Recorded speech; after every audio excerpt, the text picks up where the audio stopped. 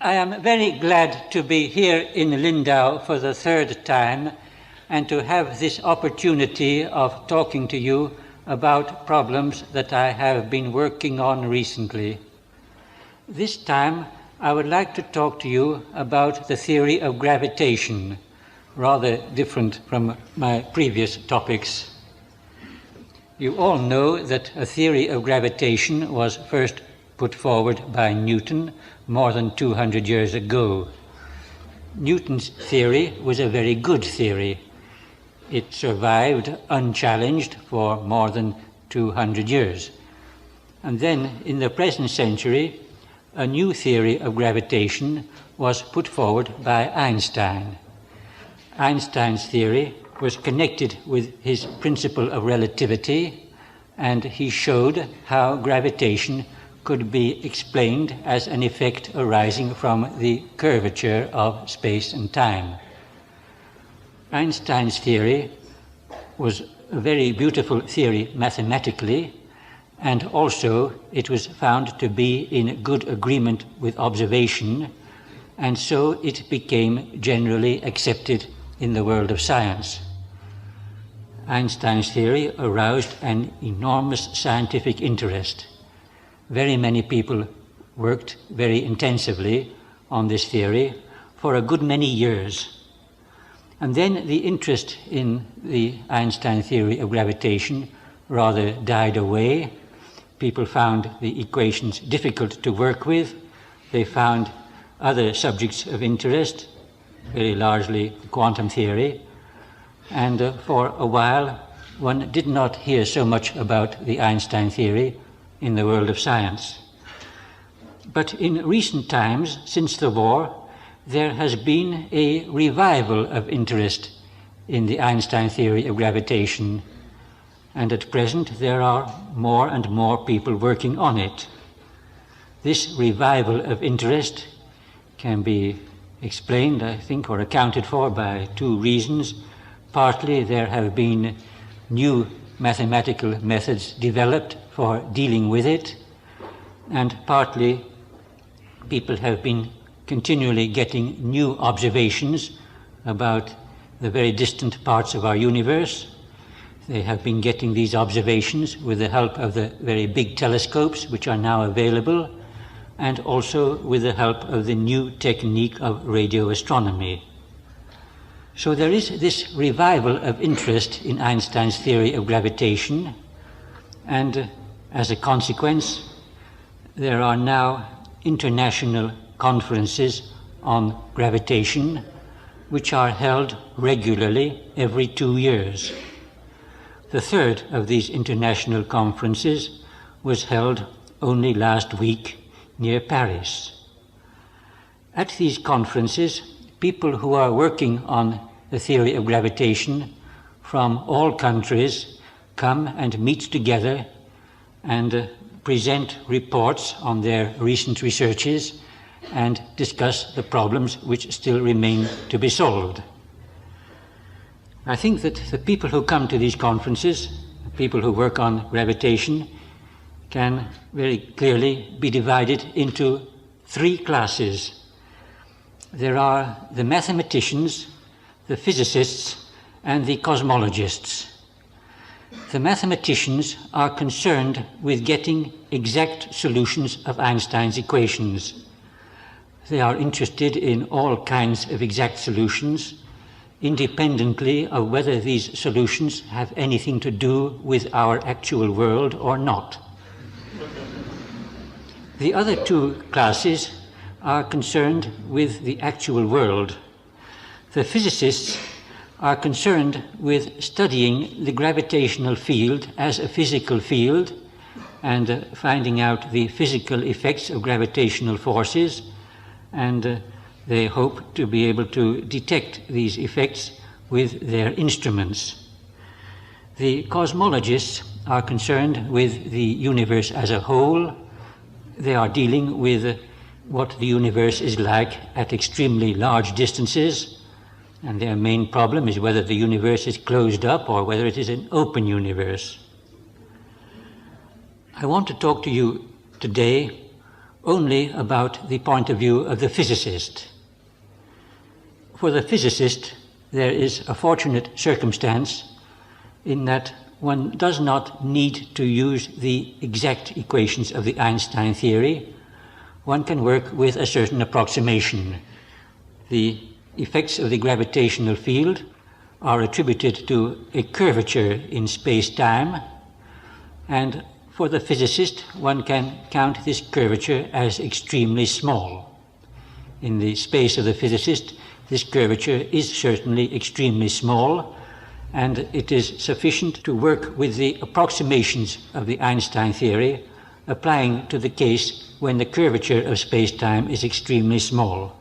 That would not do for the cosmologists, because this approximation would not be a good approximation if one were concerned with extremely large distances, distances comparable with the distances between the spiral nebulae, for instance.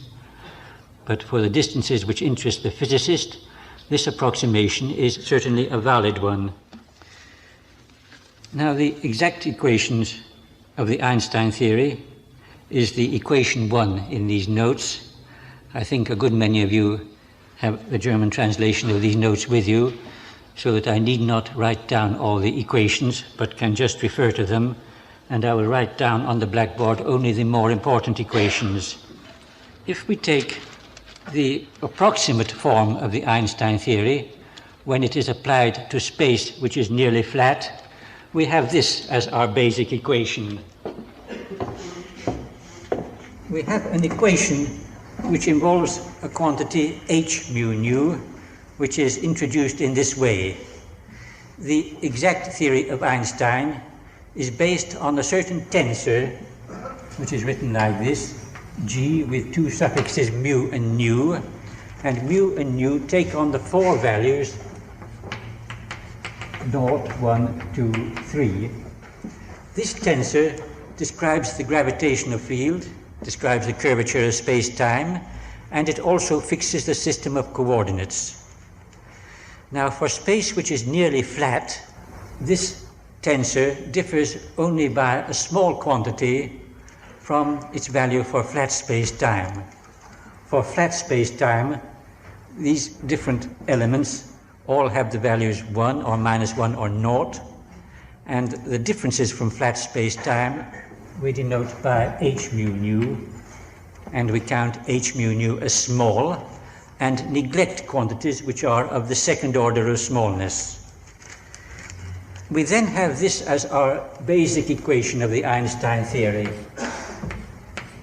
The Laplacian operator, which is denoted by the symbol square, applied to h mu nu, plus, I will write down all the equation and then explain it, dv mu by dx mu plus dv mu by dx mu equals 16 pi gamma rho mu nu. This rho mu nu is constructed from the tensor which describes any matter which is present, and in particular this rho vanishes when there is no matter. Gamma here is the gravitational constant, and it counts as very small in the approximation with which we are working.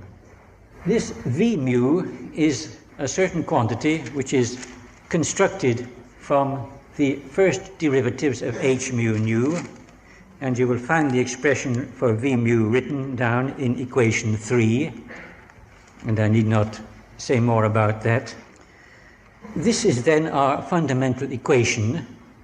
Now, for dealing with this equation, people usually choose a system of coordinates which makes this quantity v mu vanish. It is quite a nice condition to impose on the coordinates, and when people are working with these coordinates, they say that they are working with harmonic coordinates. This harmonic condition on the coordinates is one which is used very extensively, and it results in a big simplification in the equation, because with these harmonic coordinates, these two terms just vanish, and we are left with this equation with just those two terms. Now, if we apply that equation to a region of space and time where there is no matter present, we have this term also vanishing, and we have just this equation left, square h mu nu equals naught. And that is just the well-known equation for wave propagation, the equation which we have for all kinds of fields when there are waves which propagate with the speed of light. So that we can say that in this approximation of weak fields, the theory of Einstein leads to these waves in this quantity h mu nu in those regions of space and time where there is no matter. Now, an important feature of Einstein's theory is that it is valid for all systems of coordinates.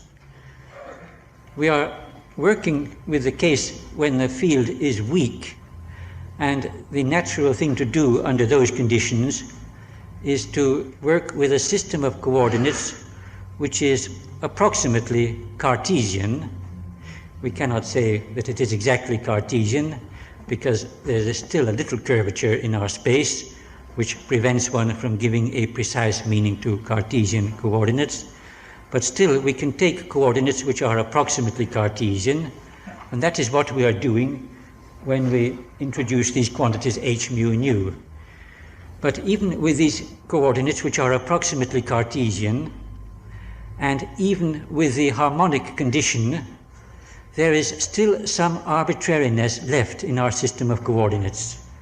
And because of this arbitrariness, which is still left in our system of coordinates, we cannot be very sure about the meaning of these waves, whose existence is shown by this equation.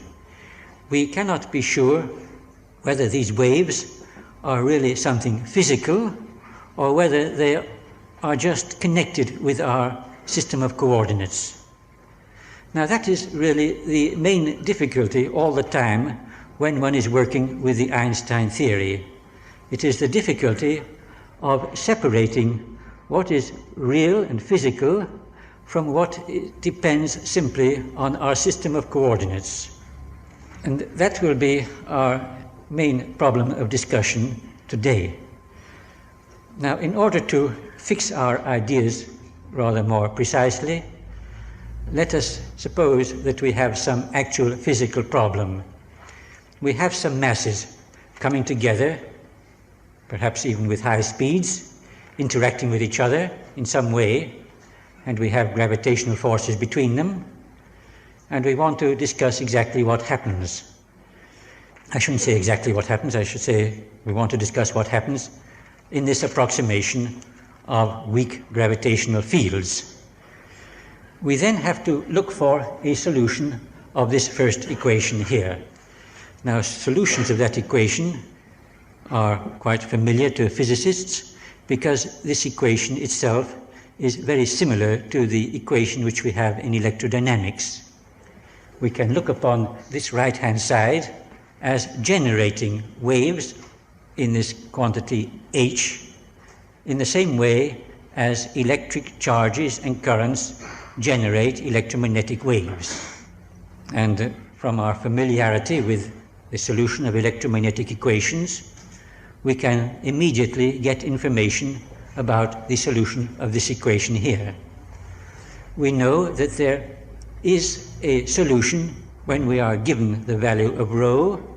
There is a solution in terms of retarded potentials.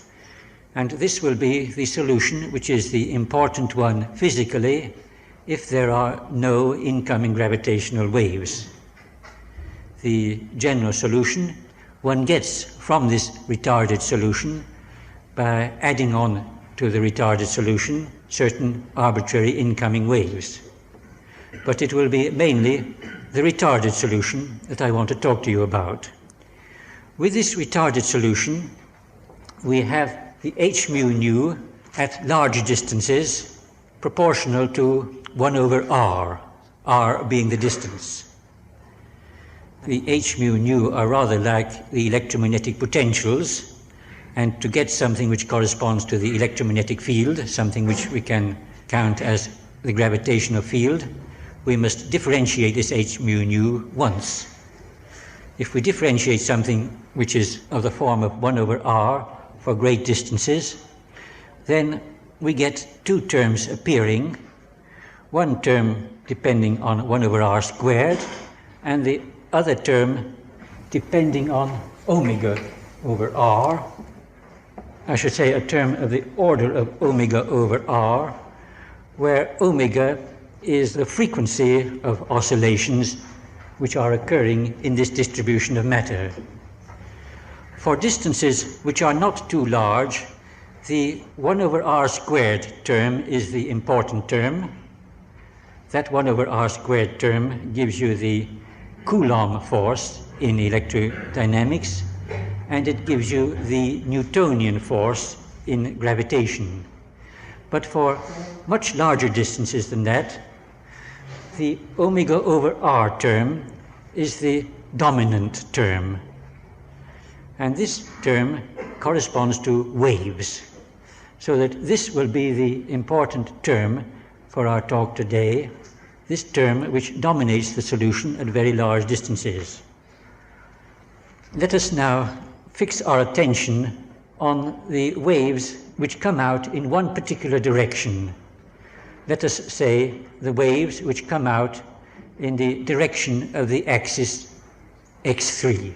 Suppose this is the axis x3, and then we want to examine the solution of our field equation for points out here where x3 has some large and positive value and x1 and x2 are small.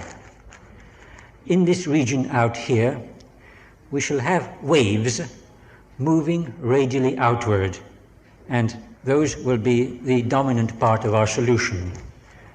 To examine the solution in that region of space, we must put d by dx1 and d by dx2 equal to 0, and we must also put d by dx3 equal to minus d by dx0. There is an error in the paper which has been distributed. This minus sign has been omitted, so please insert it. We can now see what is the effect of putting in these conditions into the solution of our field equations. If we examine the harmonic conditions in that region of space and time, we get a set of equations which is written down in the notes, equation 6. Now, as I mentioned before, even with the harmonic conditions, there is still some arbitrariness in our system of coordinates. So we can take this question: let us make a change in our system of coordinates, a change which preserves the harmonic conditions. I don't want to make a general change in the coordinates which is going to disturb the harmonic conditions, but I'm going to make a change which preserves the harmonic conditions. And such a change is described by the equation 5 in the notes, where a mu is a field function which fixes the change, and a mu must satisfy the wave equation which is written immediately after equation 5. Well, the effect of making this change is to bring in certain changes in all the 10 quantities h mu nu, and these changes are given in the notes. I don't need to describe them in detail, but I will just say what the important result is. We find that when we make this change in coordinates, 6 of the h mu nu get altered. No, 6 of the h mu nu remain invariant, and the other 4 of these 10 quantities can get changed, and they can be changed arbitrarily. Things which can be changed arbitrarily when we make a change in our system of coordinates cannot have any physical meaning. So that these 4 components of h mu nu, which get changed arbitrarily, will not have any physical significance. there are the 6 invariant ones. And of these 6 invariant ones, 4 must be 0 because of the harmonic conditions themselves. And that leaves only 2 which are invariant and which are not restricted to be 0. Those 2 are the components H12 and H11 minus H22.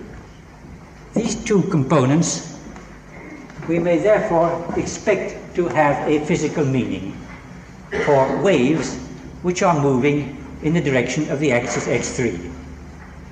They are invariant under any transformations which we can make which preserve the harmonic conditions, and they are not restricted to be 0. Well, this means then that we should expect that we have these gravitational waves which are physical, and that we have these 2 kinds of polarization for gravitational waves moving in the direction of the axis x3. The question remains, should these waves really be counted as something physical? And that is rather equivalent to the question, do these waves carry energy? So that brings us to the discussion of the question of the energy of the Einstein field of gravitation.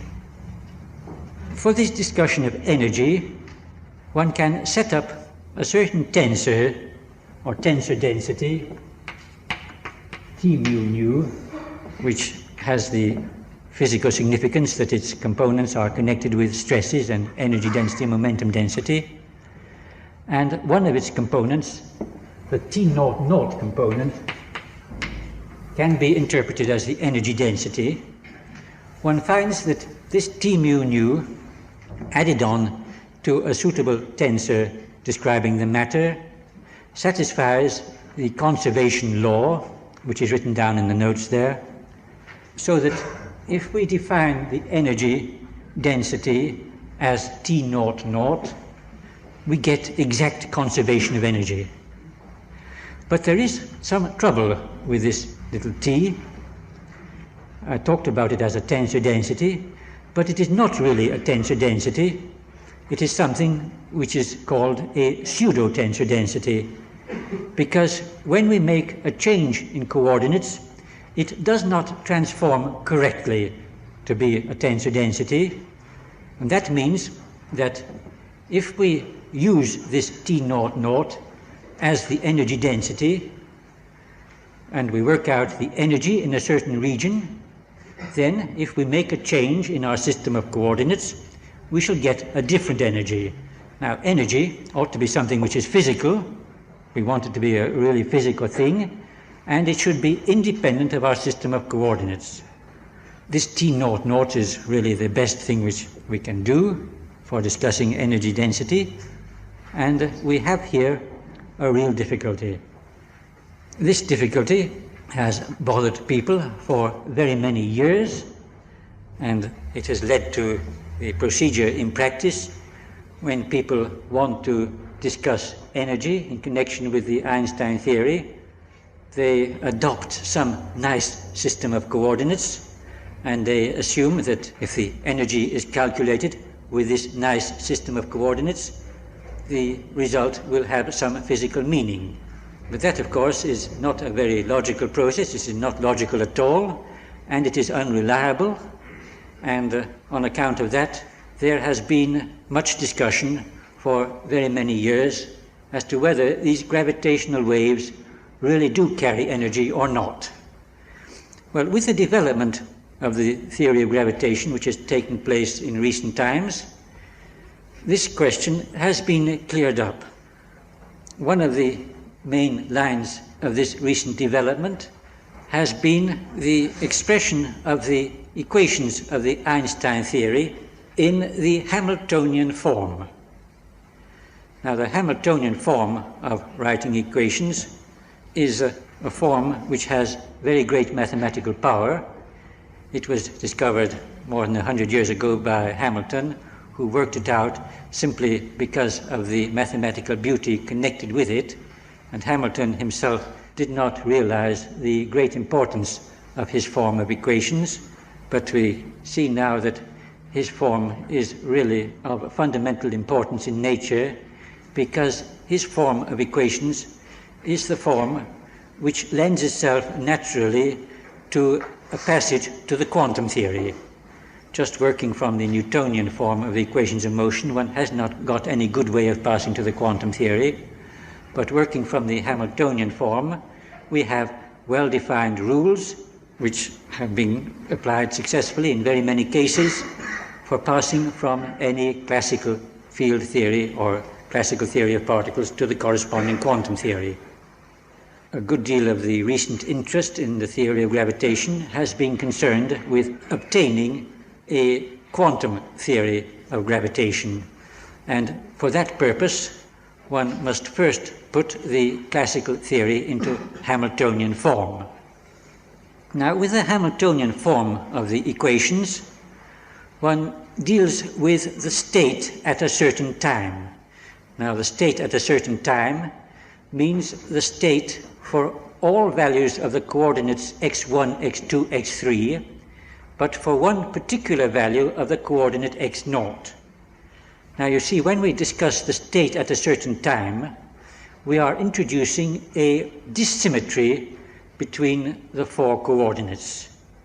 One of the great features of Einstein's theory was the fact that we had a symmetry between the four coordinates, the three coordinates of space and the one time coordinate. And for a long time, people were interested only in developing the Einstein theory in a form which preserved this symmetry. It is just within the last few years that people have found that they can get a lot of new results by departing from this symmetry, and in particular by working with this concept of the state at a certain time, where we go entirely away from this four-dimensional symmetry and we go back to the old idea of a three-dimensional world changing with a time coordinate. With the development of the Hamiltonian form, we get this work in which we destroy the four-dimensional symmetry. And of course, in a way, it is a pity to destroy the four-dimensional symmetry. Everyone would agree with that. But there are these compensations that one has great mathematical power and one finds some new features of the equations which are not so obvious when one keeps to the four-dimensional symmetry. With the Hamiltonian form, one's dynamical variables are all paired off into dynamical coordinates and conjugate momenta. So far as concerns the gravitational field, we have the g mu nu for all values of x1, x2, x3 appearing as dynamical coordinates, and we have then momentum variables p mu nu appearing as the conjugates of these dynamical coordinates. Now, one of the first things one found when one started to put the theory into Hamiltonian form, one got a result which was rather unexpected, which was of the 10 quantities g mu nu and their conjugates p mu nu, 4 of the g mu nu and their conjugates drop out from the Hamiltonian equations of motion, namely these 4, g mu naught, p mu naught. If one of these indices takes on the value naught, either one, either the first or the second, because it's symmetrical, then we get these quantities here, and these quantities drop out from the Hamiltonian equations, and we are left with Hamiltonian equations involving only the variables GRS, PRS. Now these Roman letters R and S take on the values 1, 2 and 3, and they are to be sharply distinguished from the Greek letters which take on the values 0, 1, 2, 3. We have here just 6 GRSs and 6 PRSs instead of the 10 G mu nus and P mu nus. And that means that with the Hamiltonian formulation, we start off expecting to have 10 degrees of freedom for each point of space, but 4 of the degrees of freedom drop out, and we are left with just 6 degrees of freedom for each point of space. And that is a big simplification, and it is this simplification which brings out the advantages of the Hamiltonian formalism. Now, this simplification ought not to surprise one too much. One might have expected it if one just looked into what is really needed for describing the state at a certain time. The state at a certain time means the state for all regions of space for a certain value of x naught. And that is to be pictured in space-time as a three-dimensional hypersurface, the hypersurface x naught equals constant, which is to be pictured as existing in four-dimensional space-time. Now, to describe such a hypersurface, we need only the 6 GRSs. They are sufficient to describe the geometry of the hypersurface and the coordinate system in the hypersurface. And these g mu naughts are needed only to describe the relationship of this hypersurface to a neighboring hypersurface. But if we are interested only in describing the state at one particular time, then we only need these 6 GRSs, and we also need their dynamical conjugates. So that from rather general arguments of a geometrical and kinematical nature, one can see that these 6 degrees of freedom are all that is really necessary. If we ask this physical question, how should we set up the energy at a certain time, then it seems clear that this energy should not depend on any variables which are not needed for describing the state at that time. So the energy at a certain time, or the energy density in a region at a certain time, should not depend on these variables g mu naught, p mu naught. Now, if you look at the energy density given by the pseudo-tensor, this T naught naught that we had before, and you work it out, you see that T naught naught does depend on g mu naught. T naught naught thus involves some quantities which are not really relevant for describing the state at a certain time. It involves certain things which are concerned only with the coordinate system. Now, that is quite a bad feature in this energy density, this pseudo-energy density, and we can improve upon this feature by taking a modified expression for the energy density. We get a modified expression for the energy density by expressing this T naught naught in a suitable way and substituting for the g mu naughts which occur in it their values for flat space-time, namely we substitute for g naught naught the value -1, and for g1 naught, g2 naught, g3 naught the value is naught. By this procedure we can get an improved expression for the energy density, an improved expression which I call W. Now, W still depends on our system of coordinates, although not so badly as T naught naught. It means that we have made some improvement with regard to this difficulty of the dependence of the energy on the coordinate system, but there is still some trouble left.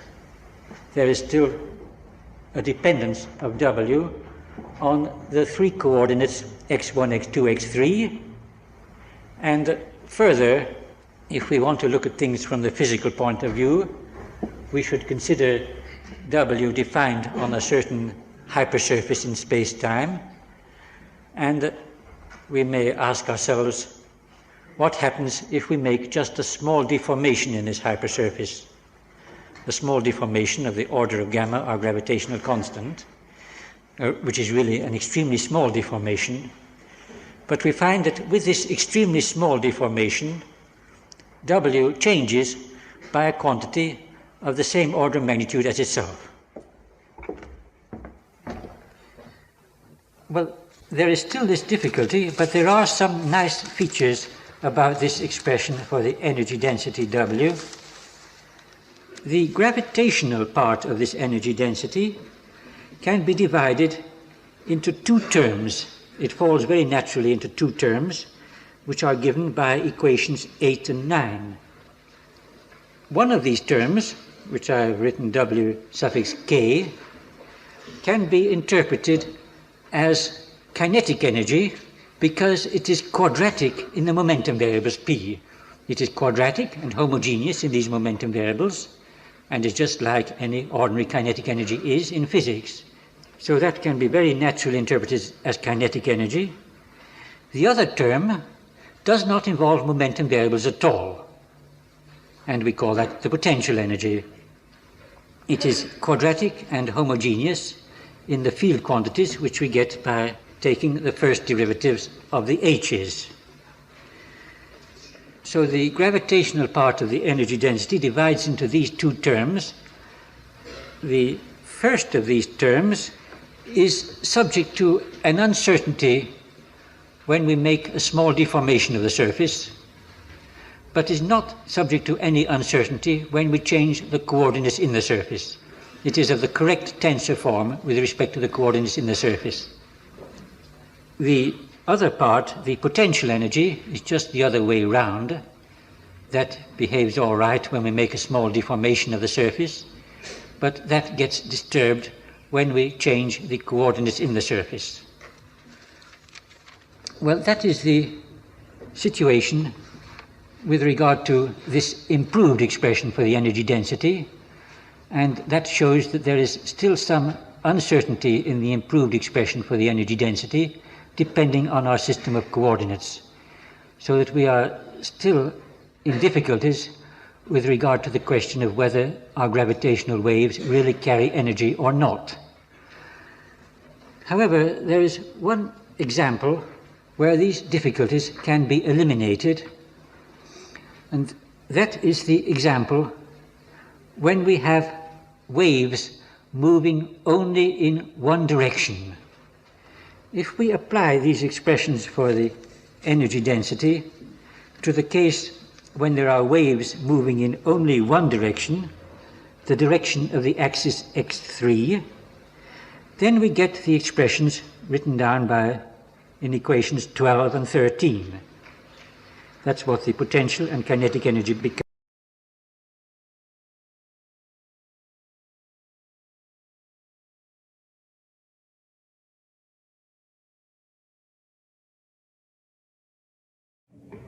Yesterday, Professor Heisenberg and Professor Yukawa spoke to us about fundamental problems in atomic physics. They told us how there are now many particles that are known. Some of them have been discovered only very recently, and the problem of the theoretical physicist is to make up a theory that will account for these particles and explain their properties. Well, so far, very little progress has been made with regard to most of these particles. Some of them have properties which are completely not understood. But among these particles, there is one which is pretty well understood, namely the electron. We know much more about the electron than about any of the other particles. We have a theory of the electron which is really pretty good. It enables us to calculate, for example, the energy levels of the hydrogen spectrum to an extremely high degree of accuracy, so high that one can determine very small corrections in the simple formulae, corrections known as the Lamb shift, and these corrections, as worked out by the theory, are in good agreement with experimental results. In spite of this, the theory of the electron is not really complete. It is not complete because it is not mathematically self-consistent. The theory is really a surprising mixture of good qualities and bad qualities, so that there is still a problem for the theoretical physicist to get a better theory of the electron. There are many physicists who believe that the problem of getting a better understanding of elementary particles can come about only through setting up a new theory which will explain all these particles. That, I believe, was the basis of Heisenberg's theory, which he spoke about yesterday. Of course, it is quite possible that this is the case, but I am inclined to believe that to get an understanding of the new particles, one will need not just one new idea, but a whole succession of new ideas. I feel that there are several difficulties facing us, and each difficulty will require a new idea to solve it. One cannot hope to be able to get very many good ideas simultaneously. One can only hope to get them one at a time, and there may be an interval of many years from one to the next. The whole advance of physics through the course of history has been on the lines of people getting one idea at a time. Each idea just explains one difficulty and leaves the other difficulties untouched. And I feel that the future will be similar to that, and that what we ought to do at present is to concentrate our attention on trying to get one idea which will remove some of the difficulties, perhaps just one difficulty, and leave the others untouched. For that reason, I have been concentrating my attention on the electron. I feel that the electron, being the particle which we understand best, is the one where it is most likely that the next important step will be made. And I feel that, therefore, it is much more likely that we shall be able to improve the theory of the electron in the near future than that we should, for example, be able to explain the strangeness of some of the new particles or ideas like that. So, for my talk today, I want to tell you about my recent work on the electron. The electron carries an electric charge, and this charge is the reason why the electron interacts with the electromagnetic field. The charge produces an electric field around the electron. This electric field is subject to Coulomb's inverse square law of force. That means that if we assume that the charge on the electron is all concentrated at one point, the electric force would tend to infinity as one approaches this point. Now, physicists are inclined to believe that an infinite field of any kind can never occur in nature. Nature always seems to deal only with finite quantities. And that must mean either that the charge on the electron is not concentrated at a point, or else there is some failure in the Coulomb law at very small distances. People have tried to set up theories of the electron for which the charge is not concentrated at a point. Professor Born has worked a good deal on that subject and solved some problems. But still, the theories where the charge is not concentrated at a point are all very complicated, and people have not advanced very far with them. All the successes of electron theory, the big successes such as the Lamb shift, are obtained by working from a point model.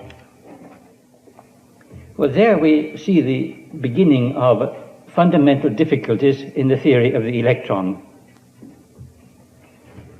These theories, which people work with nowadays are based on the concept of a bare electron. A bare electron is a fictitious thing, an electron without its Coulomb field, but still having the proper spin value and also a mass which might involve some departure from the actual observed mass.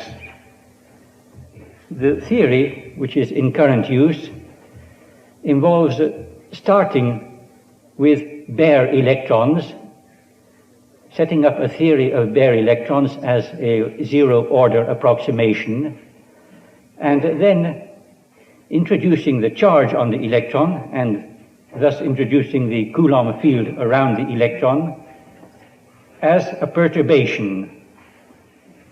The physical electrons with the Coulomb field around them thus appear only at a later stage in the calculations. Now, a bare electron is something which is very foreign to nature, and I feel that it might very well be misleading to start off with bare electrons and then just introduce the Coulomb field around the electrons later on as a perturbation. It would be preferable to build up the theory without using the concept of a bare electron at all, to work only with physical electrons. Now, there is one rather natural way for doing so, which I would like to explain to you. We must consider electrons in interaction with the electromagnetic field, and for describing the electromagnetic field, we use the electromagnetic potentials. There are 4 of them. A mu. Mu is a suffix which takes on 4 values. Now one can make a transformation of those potentials. One can pass from A mu to A mu plus the S by the X mu, where S is any function of the 4 coordinates which describe points in space-time. And this transformation does not affect the electromagnetic field. If we accompany this transformation with a suitable transformation of the variables which describe charges, we get what is called a gauge transformation. Now, a gauge transformation changes only the mathematical variables which we use for our description of the physical state, and does not change anything which is of physical importance. All quantities of physical importance, all quantities that can be measured, are gauge invariant. They are unaffected by this transformation.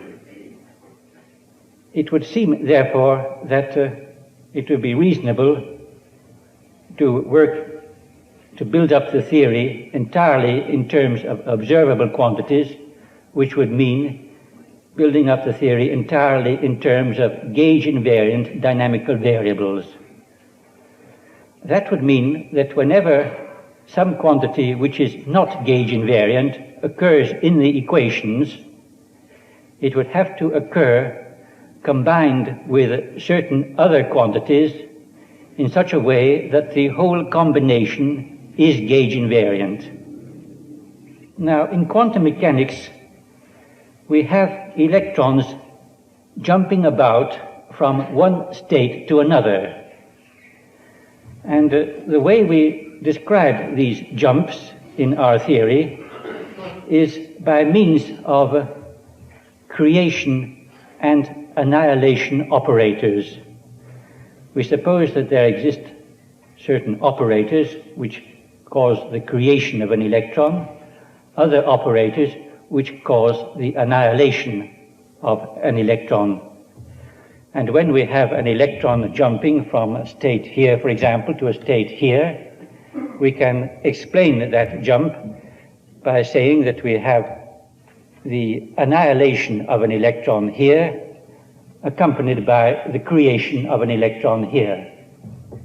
These operators of creation and annihilation are all that we need in order to be able to explain electrons jumping about from any state to any other state. The operators of creation and annihilation, which naturally appear in the mathematics, are operators which refer to bare electrons. And these operators are also not gauge invariant. However, one can modify these operators to make them gauge invariant. One can modify them by introducing a certain complication into them, which has the effect of making them gauge invariant. And then if we look into this complication, which we have to bring in to make them gauge invariant, we see that it just makes them apply to physical electrons instead of bare electrons, so that the modified operator of creation of an electron means the creation of an electron together with the creation of the Coulomb field around it, and similarly for the annihilation operator, so that we can get in that way operators which refer to creation and annihilation of physical electrons. And it would seem, therefore, that we ought to work entirely with these operators and so get a theory which is gauge invariant. And at the same time, we have got a theory from which the concept of the bare electron has been eliminated. Well, that part of the work is very satisfactory. We have the mathematics giving us just what the physics needs. But this is not the end of our difficulties. We must also have a good theory of the vacuum. We need to have the vacuum as a very foundation of our theory. And the problem of understanding the vacuum is not at all a simple problem. One can't say that a vacuum is simply a region of space where there is nothing at all. The complications arise from the negative energy states which occur in the theory of the electron when one tries to formulate this theory in a relativistic way. The energy of a relativistic electron is defined in terms of its momentum by the second of those equations on the board. P there is the momentum of the electron, W is the energy, M is the rest mass, and C is the velocity of light. That formula, which gives the energy in terms of the momentum, involves the square root, and therefore it is associated with an ambiguity in sign. One can put plus or minus in front of the square root. There's no way of avoiding this ambiguity of sign when one deals with such a mathematical equation. The effect of this equation is to allow the energy to take on negative values as well as positive values.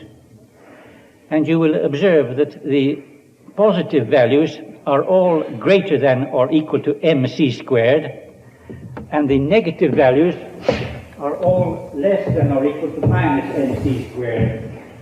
If we drew a diagram to show energy levels, and let this line stand for zero energy, let this line stand for the energy mc squared, let this line stand for the energy minus mc squared, then the actual energy will be represented by a line anywhere above this line, going from mc squared to infinity, or anywhere below this line, going from minus mc squared to minus infinity. Now, so long as one keeps to classical mechanics, these negative energy levels do not bother one at all, because in classical mechanics, all dynamical variables change continuously, and it is therefore impossible for an electron to change from one of these energy values to one of these energy values. We have here a barrier which cannot be surmounted in the classical theory. So in the classical theory, we may assume that all the electrons are started off in states of positive energy, and they always remain in states of positive energy, and they therefore behave as electrons are observed to behave. In the quantum theory, however, an electron can jump from one state to another without passing through intermediate states, and so even if we suppose electrons are all started off in states with positive energy, in the quantum theory they may jump to states of negative energy. And we cannot just disregard the negative energy states. There is one reasonable way of handling these negative energy states in quantum theory, and that involves bringing in Pauli's exclusion principle. Pauli's principle tells us that we can never have more than one electron in any state. Now we may assume that all these states of negative energy are occupied with one electron in each of them. And then, if we have some further electrons in positive energy states, these electrons can never jump into states of negative energy. They are prevented from doing so by Pauli's principle. They thus always stay in states of positive energy, and they behave like electrons are observed to behave. So with this trick of filling up all the negative energy states, we get the basis for a reasonable theory in which the negative energy states will not bother us. This theory, however, goes a bit further, because we may suppose that by some disturbance we take away one of these electrons in negative energy states and bring it up to a state of positive energy. Then we shall have an electron suddenly appearing where there wasn't previously an electron. And at the same time, we shall have a hole appearing in this sea of negative energy electrons. The hole can be interpreted as a positron. It is a positively charged thing because it is a region where there is a lack of negative charge, and also it has a positive energy because it is a place where there is a lack of negative energy, so it is quite reasonable to interpret the whole as a positron. And then, you see, we have a theory in which we have the possibility of some disturbance creating an electron and positron pair. An electron and a positron are simultaneously created. So that this theory gives us also a theory of positrons, and it seems to be in roughly agreement with experiments. Well, that therefore is a possible starting point for getting an explanation of the negative energy states, and you see that it gives us a very different picture of the vacuum from just empty space. The vacuum is now to be looked upon as, well, the vacuum, of course, is a region of space where there are no electrons and no positrons, no ordinary electrons and also no positrons. And that means that in the vacuum there must be no electrons in positive energy states and no holes in the distribution of negative energy states.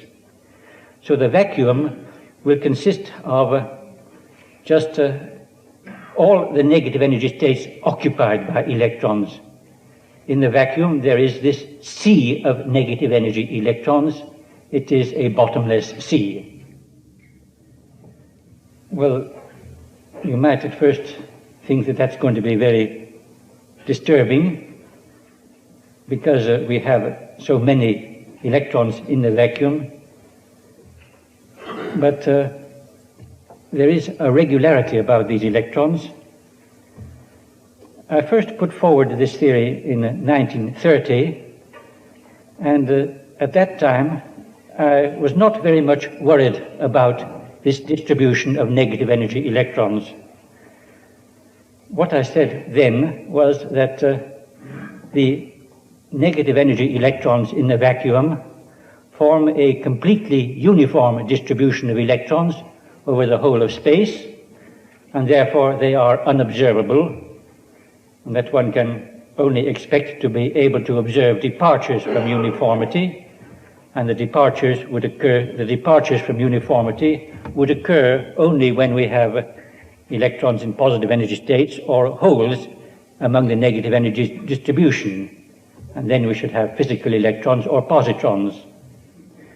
However, that simple argument is not really correct. If one examines this distribution of negative energy electrons, one can calculate, according to the laws of quantum mechanics, what the density of these electrons is at any place. And one finds that this density is not constant. It is an infinite thing, of course, but even so, it is not a constant infinity. It is subject to violent fluctuations.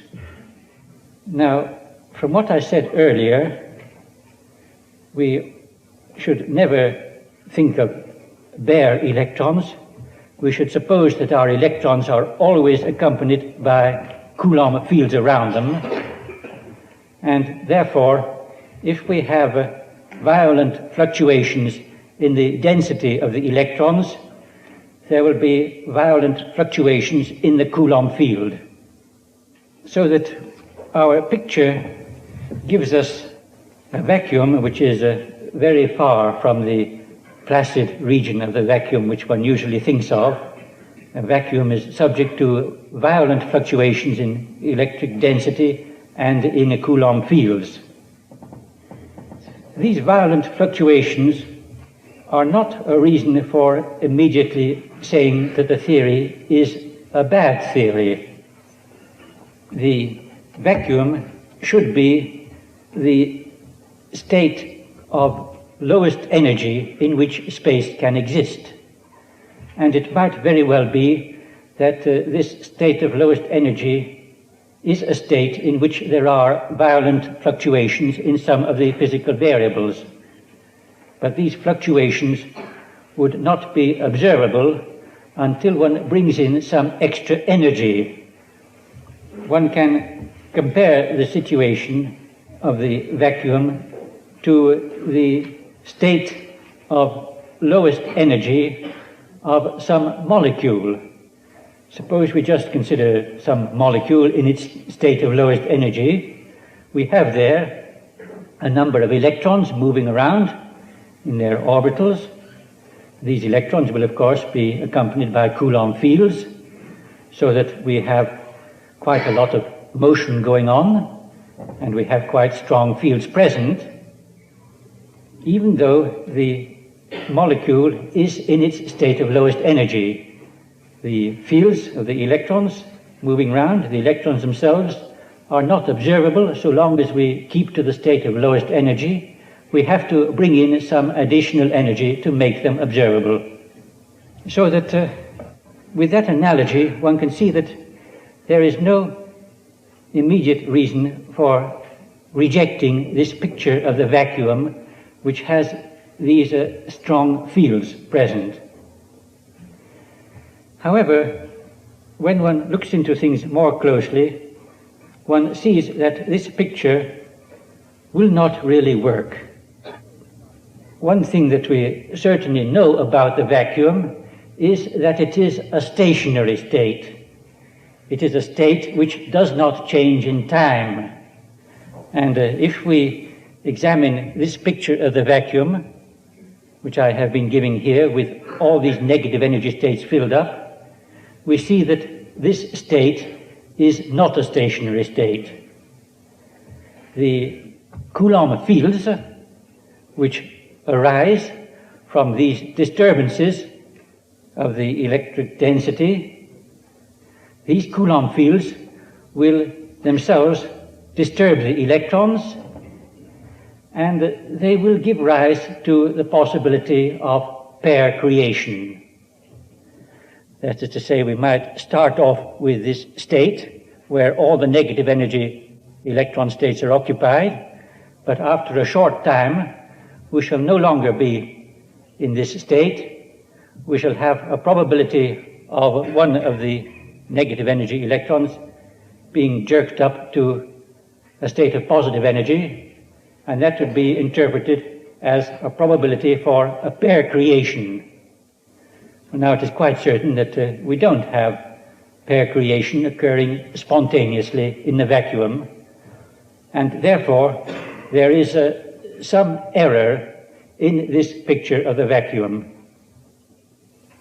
I have been working on this problem quite recently and have been trying to get a better picture of the vacuum.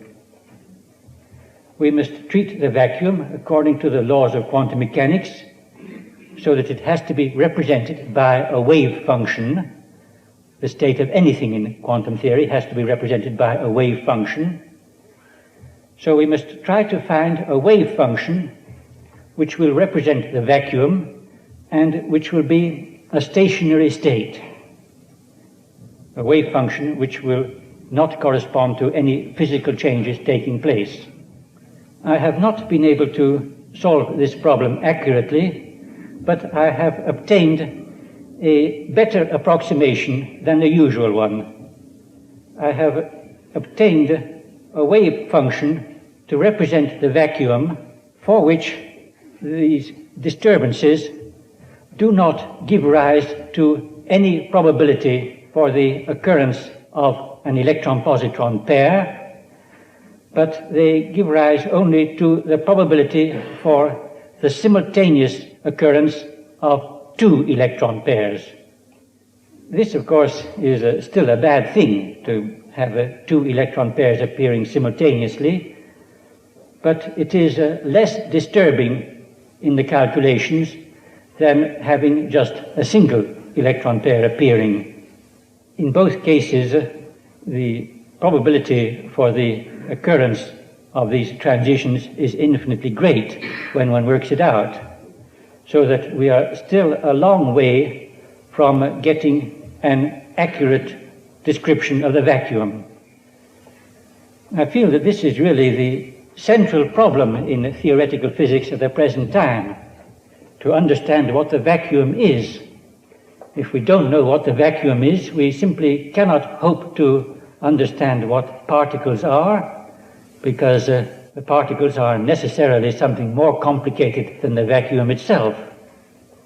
And the particles must certainly be always disturbed by any disturbances which occur in the vacuum state. I feel that theoretical physicists have been rather lax in not studying the problem of the vacuum. The reason for it is very understandable. You can't expect to get anything very exciting just by studying the vacuum. What you want to find is naught as a result of most of your calculations. And that is not really so exciting as the results which you might expect when you study individual particles. But still, we must realize that our present theory of the vacuum is such that it is just wrong. The theory often gives the result infinity when we want the result naught. And until this problem of the vacuum is put in order, I feel that it is really rather hopeless to try to get a good theory of any particles. 3 years ago, I also had the pleasure of addressing you, and then I spoke to you about the possibility of reviving the ether. I told you that the ether is not really in a contradiction with the theory of relativity when one takes into account the laws of quantum mechanics. Now, you may be wondering, what is the present situation with regard to the ether? The present situation is still quite indefinite. It is tied up with this question of the description of the vacuum, and until one has a suitable description of the vacuum, it will not be possible to say definitely whether there is an ether or not. This picture of the vacuum which I have been describing here does not require the existence of an ether. One can set up all these electrons in negative energy states, and one can do that in a Lorentz invariant way without any reference to an ether. And the result is that the present electrodynamics is built up without an ether. But the present electrodynamics is built up on the concept of the bare electron. This sea of negative energy electrons, which we have as the foundation of our theory, is a sea of negative energy bare electrons. And we cannot change these electrons, these bare electrons, into physical electrons at the present time without getting these big disturbances in the vacuum which we do not know how to handle. People are inclined to assume that the passage from bare electrons to physical electrons is not really a very drastic change, and that since one can deal with the bare electrons very well without the ether, one will also be able to deal with the physical electrons without the ether. But I feel that this argument is not at all a sound argument, because I feel very strongly that the concept of a bare electron is a bad concept, and any argument based on bare electrons is therefore unreliable. And it might very well be that to pass from the bare electrons to the physical electrons is a process which is very far from being a trivial process, and it might involve bringing in an ether. So one should bear this in mind, that there is always the possibility that one might have to introduce an ether. One ought to be completely neutral about it. One shouldn't want to introduce an ether, and at the same time one should not be unhappy if one finds one needs an ether. One ought to be completely unbiased with regard to this question of the ether. Well, I have spoken to you about the difficulties that we have with our present theory, and these difficulties are so great. We have infinities appearing where we ought to have zero. These difficulties are so great that one feels that it is very likely that some quite new idea is needed. Professor Heisenberg yesterday was telling us about one possible approach for getting an entirely new starting point. I very much welcome any attempt to get a new starting point. I feel that the present theory basically is worked out, and that people should look for new starting points.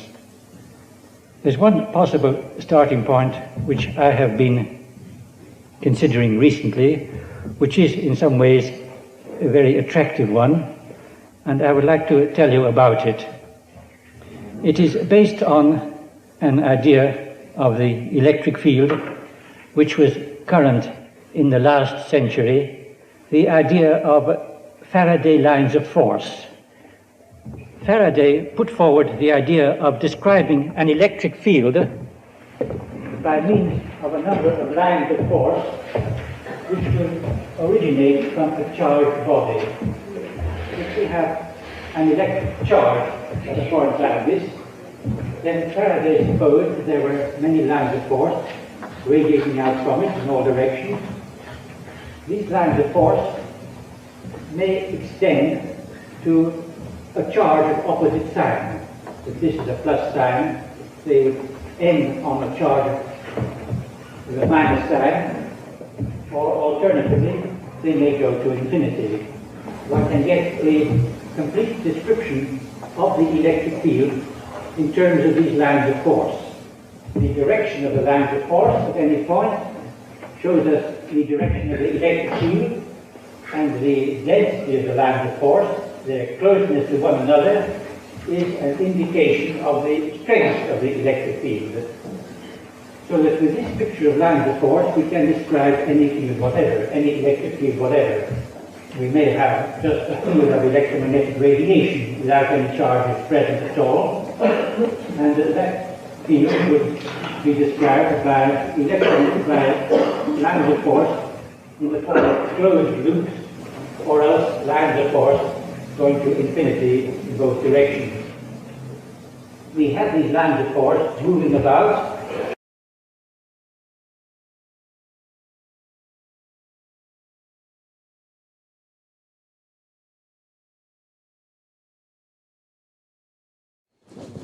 I am very happy to be here once again in Lindau. I have attended every one of the physics meetings, and I have given a set of lectures at these meetings discussing basic questions in physics. I would like to continue in that way to discuss basic questions in physics, but today I would like to shorten my talk a little because I want to tell you also about an important discovery that has been made in the place where I work. That is, in the physics department of Florida State University at Tallahassee. This is the discovery of some new elements, and I am very happy to be able to tell you about it. The question of basic beliefs for physicists is very important for those who are doing research. They must each have some beliefs which they hold on to and discuss and maybe criticize, and sometimes they find that one of these basic beliefs is wrong. It then becomes a prejudice, and they say one has to discard this belief and set up a new physics without it. That is the way an important discovery comes about. It might even be a revolutionary discovery. Now, Einstein's important discoveries were of this kind. Einstein criticized the notion of absolute time and simultaneity. Previously, people had taken it for granted that there had to be an absolute time.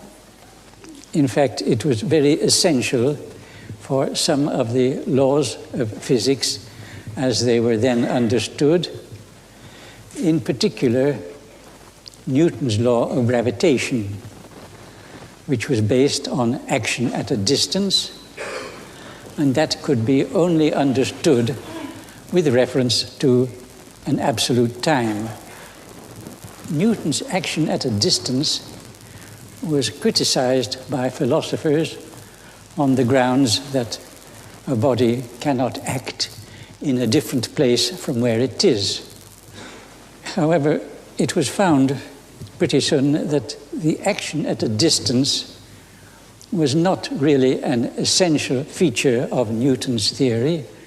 One could reformulate Newton's theory in terms of a field using Poisson's equation, a field which spreads out and which requires action only from one point to a neighboring point. There was thus an alternative way of describing Newton's law of gravitation. On the one hand, the action at a distance, on the other hand, action through a field. Now you might think that with these two alternative forms, both of which are mathematically equivalent and which both give the same results applied to any example, you might think that these two forms are equally good. But that is not necessarily the case when one has two forms of a theory which give equivalent results, because one of those forms may suggest improvements and developments which the other form does not suggest. In the case of Newton, there was the action at a distance form for his law, which did not suggest any possibilities of improvement or development. On the other hand, the action through a field did allow developments and ultimately led to Einstein's reformulation of the law of gravitation. Einstein was led from his deep thinking to suppose that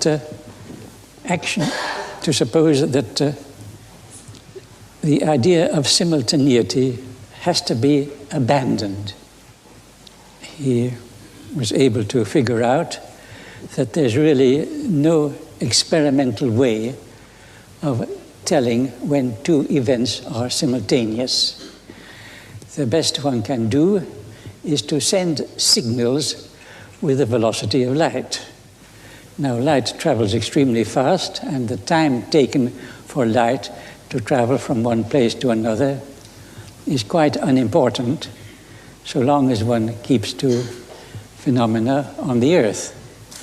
But astronomically, the time taken for light to travel from one place to another may be quite large, and owing to the delay produced by the finite time intervals, one cannot give a meaning to events being simultaneous when they take place a long way apart. Einstein was led to a new idea of geometry in which the notion of simultaneity was abandoned, and instead he had as his absolute, instead of absolute time, the velocity of light. That led to Einstein's special theory of relativity, which is best understood as supposing that space and time form a four-dimensional world which has a geometry slightly different from Euclid's geometry. A difference which is expressed very simply in this way. In Newton's geometry, we have the theorem of Pythagoras.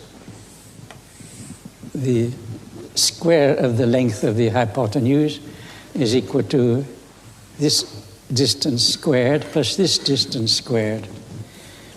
You replace that by having a geometry in which this distance squared is equal to this one squared minus this one squared. You bring in a minus sign.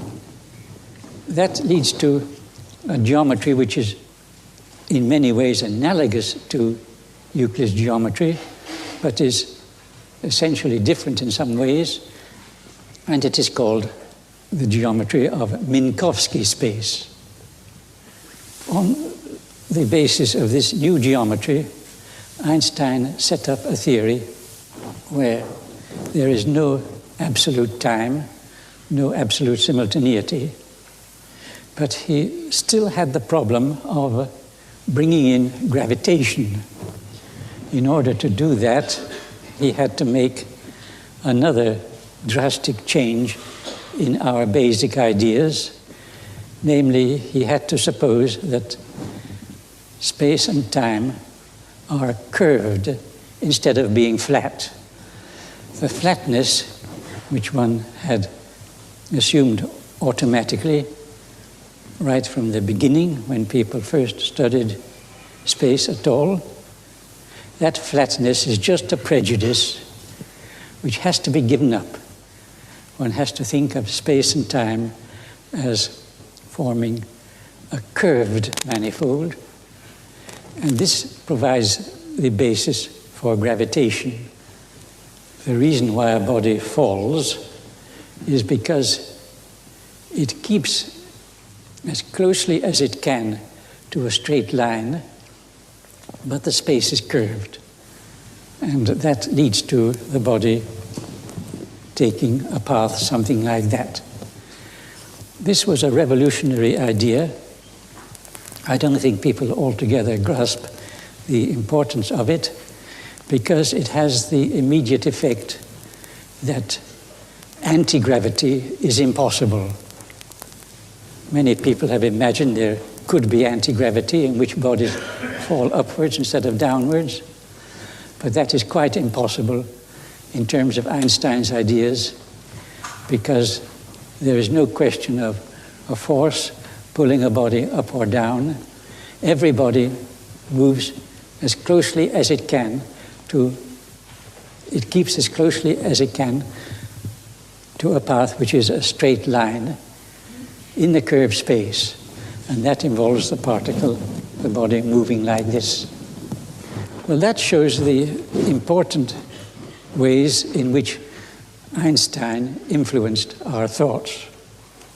Now, perhaps I should tell you about my own basic ideas. I started physics at a time when people were working with Bohr orbits. And I was very excited about Bohr orbits and thought that they were fundamental in nature and that they would explain everything in the atomic world. One just had to understand how the Bohr orbits interact with each other. I was working on this for 2 or 3 years, and my ideas led nowhere because I had the wrong basic ideas. The advance was made by Heisenberg, who had different basic ideas. Heisenberg had the very good basic ideas that one should base one's theory on quantities which are closely connected to observation. Now, we cannot observe Bohr orbits at all, and for that reason, the variables that describe Bohr orbits could not be important with Heisenberg. Instead, one has to work with physical quantities which are each associated with 2 Bohr orbits. Heisenberg set up a new theory in terms of these quantities related to 2 Bohr orbits. These quantities are understood mathematically as the elements of a matrix, and that led him to a new matrix mechanics. It was a mechanics in which we have to depart from the usual equations of mathematics, which assume that all the dynamical variables commute with each other. It required the setting up of a new dynamics in which the product u times v of 2 variables need not be the same as v times u. Well, it was quite a revelation to me when this discovery of Heisenberg was set up, and it showed how wrong I was previously, and I felt that one had to adopt different basic ideas. And it seems to me now that the best basic idea one can have in physics is to suppose that physical laws must be based on beautiful equations. That is the only really important requirement. The underlying equations should have great mathematical beauty. One should look for relations in physics having great mathematical beauty. Now, de Broglie had previously already shown the success of this basic idea. Simply from considerations of mathematical beauty, he was led to assume a relationship between particles and waves. This relationship is very hard to explain without mathematical terms, but it means physically that each particle has its motion guided by waves. And the connection between the particle and the waves is provided by de Broglie's equations, which he discovered just from considerations of mathematical beauty. It was a development of de Broglie's ideas which led Schrödinger to his wave mechanics, and that was a form of quantum mechanics which was found to be equivalent to Heisenberg's form. We then had quite a satisfactory quantum mechanics coming from this work of Heisenberg and Schrödinger, a quite satisfactory mechanics in many ways, very powerful, very beautiful, but it had the limitation that it was not a relativistic theory. It did not apply to particles moving with large velocities. In order to set up a theory which should combine the ideas of quantum mechanics and relativity, one was faced with a serious difficulty. The general quantum mechanics of Heisenberg and Schrödinger involved working with equations which are linear in the operator d by dt, the operator of time differentiation. When one tries to set up a relativistic theory, one is led to equations involving d by dt squared. Now, if one works with these equations involving d by dt squared, one is led to a quantum mechanics in which one can calculate the probabilities of events taking place, but those probabilities are not necessarily positive. A probability which is not positive, of course, is just nonsense. In order to have a theory which gives you only positive probabilities, you have to use equations containing d by dt, not d by dt squared. Now, at the time when I was working on this, in 1927, most physicists were quite happy to use the equations with d by dt squared, but I was very unhappy about it because it meant abandoning some of the basic assumptions of quantum mechanics, which really required one to use d by dt. I remember that I was pretty much alone among physicists at that time in being so dissatisfied with the current state of the theory. And it was this discontent of mine which led me to try to find an equation involving d by dt which should still be relativistic and suitable for particles with high velocity. And I did find such an equation, and the use of this equation was very satisfactory in that it led to a mechanics in which all the probabilities are positive. It also, incidentally, led to equations for the electron which provide the spin and the magnetic moment of the electron. That was an unexpected bonus. I was not at that time looking for a way of describing the spin. I thought that it would be necessary, first of all, to describe the simplest kind of particle, the particle with no spin, and only after one had a satisfactory theory of the particle with no spin would one be able to introduce later on the spin. This again shows how one's ideas may lead one astray. It turned out that the discussion of the particle with a spin of a half a quantum was really simpler than the discussion of the particle with no spin. Well, there was a theory which worked very well for the electron in that it gave you results in which all the probabilities are positive. But there were still difficulties left with it because this theory allowed negative values for the energy as well as positive values for the energy.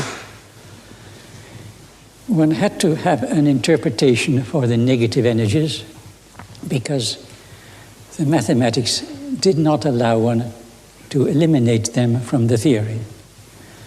And I was able to think of a way of accounting for these negative energy states by changing one's ideas of the vacuum. One had previously always thought of the vacuum as a region of empty space. It now seemed that one had to replace that idea. One could take as the definition of a vacuum a region of space where the energy is a minimum. That would require one to have all the negative energy states occupied by electrons. There cannot be more than one electron in any state, according to the exclusion principle of Pauli. So one could just put one electron into each negative energy state, and that is all that one could do with the negative energy states. We then had a new picture of the vacuum where all the negative energy states are occupied, all the positive energy states are unoccupied. Then one had to consider the possibility of an unoccupied negative energy state, a hole in the distribution of negative energies. This, it seemed, would be a particle. The hole would appear as a particle with a positive energy and with a positive charge. How is such a hole to be interpreted? Well, at that time, people believed there were only two basic particles in nature. That was really a prejudice. There was a need for two particles because there are two kinds of electricity, positive electricity, negative electricity, and there had to be one particle for each of those two kinds of electricity. There were the protons for the positive electricity, the electrons for the negative electricity. So it seemed to me that one would have to interpret a hole as a proton. Now, right from the beginning, I felt that the hole ought to have the same mass as the electron, but there was a big difference in the mass of the proton and the mass of the electron, and that provided a difficulty which I could not understand at the time. Of course, the explanation came a year or two later. One just realized that it was a prejudice that there are only two particles. One should really have more, and the whole should be interpreted as a new particle having the same mass as the electron but having a positive charge. And these particles are now known as positrons. Well, the climate of opinion about new particles has changed very much since those days. One was prejudiced against new particles at that time. Nowadays, people are only too willing to postulate new particles as soon as there is any evidence for them experimentally, or as soon as there is any theoretical reason why it would help to bring in new particles. There are rather too many basic new particles nowadays. Well, a piece of work independent of that, which I did at that time, was to set up a theory of magnetic monopoles. According to the standard electrodynamics of Maxwell, one has magnetic charge appearing always in the form of doublets. Any piece of matter which has magnetic properties would have positive magnetic charge in one place and an equal negative magnetic charge in another place. But simply from a study of the mathematical beauty of equations, I was led to suppose that there might be monopoles, particles with a magnetic charge of one kind only, and the strength of the monopole was fixed by the theory, somewhere around 67.5 times the strength of the electric charge on the electron.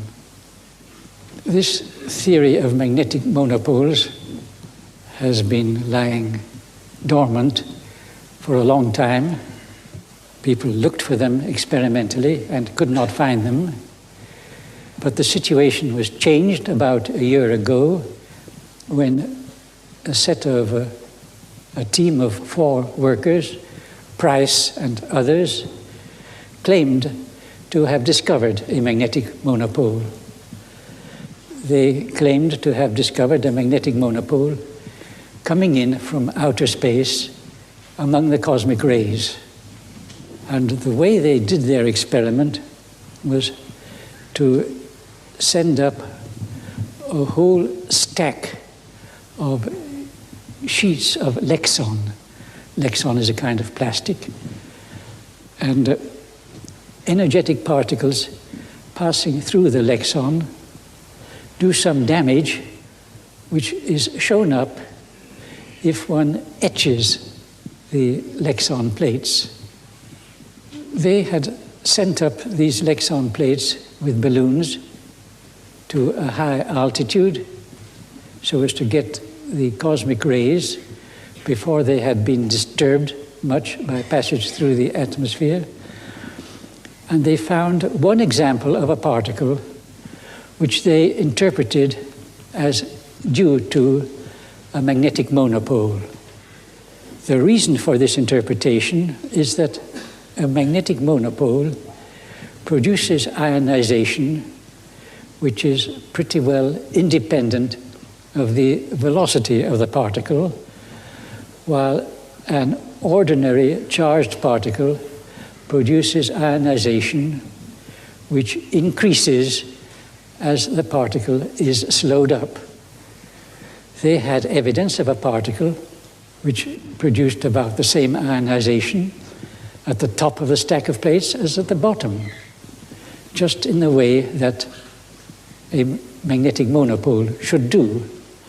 And the charge of this monopole was about 2 units of what my theory gave as the unit for a magnetic monopole. They published this work. They were rather rushed into publication by circumstances which couldn't altogether control, and they published it pretty quickly without considering all the implications of it.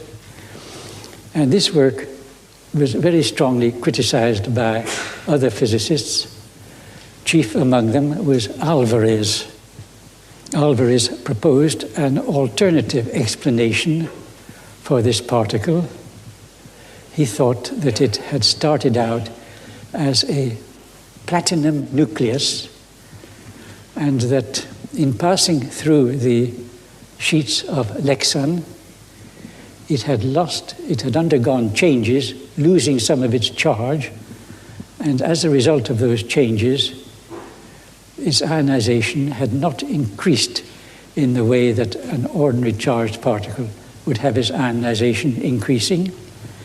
And they thought that they could account for Price's results in that way.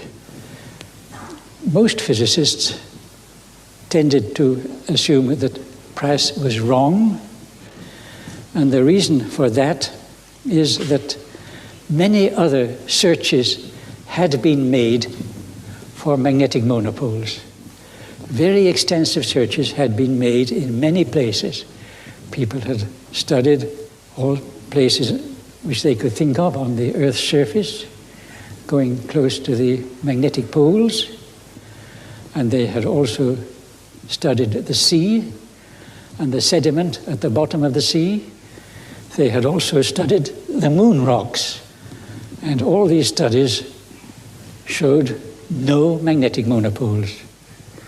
Now here comes Price and his co-workers, who have one example which they claim is a monopole, going against all the other evidence.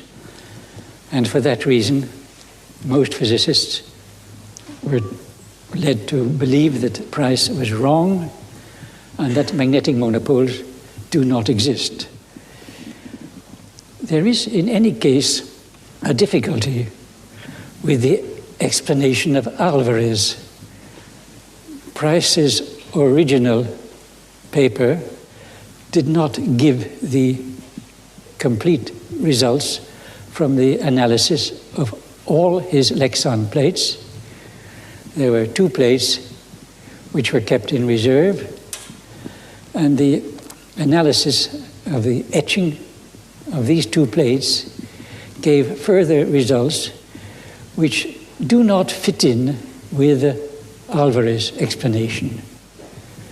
It becomes very difficult to understand this track of Price by any explanation at all. It seems that one should perhaps assume that the original particle was something heavier than a platinum nucleus, and even then there are some difficulties because Price had set up an apparatus to detect Cherenkov radiation, which should be produced by any rapidly moving particle, such as would be required by an explanation of the type that Alvarez was proposing. And this Cherenkov radiation was not detected. Well, that is the situation about the magnetic monopole at the present time. If you just take Price's work by itself, it seems to provide fairly strong evidence that he does have a magnetic monopole there, and it is difficult to fit in this evidence with any other explanation. But there is the problem of how one can understand the failure to find magnetic monopoles anywhere else, in spite of the intensive searches that have been made.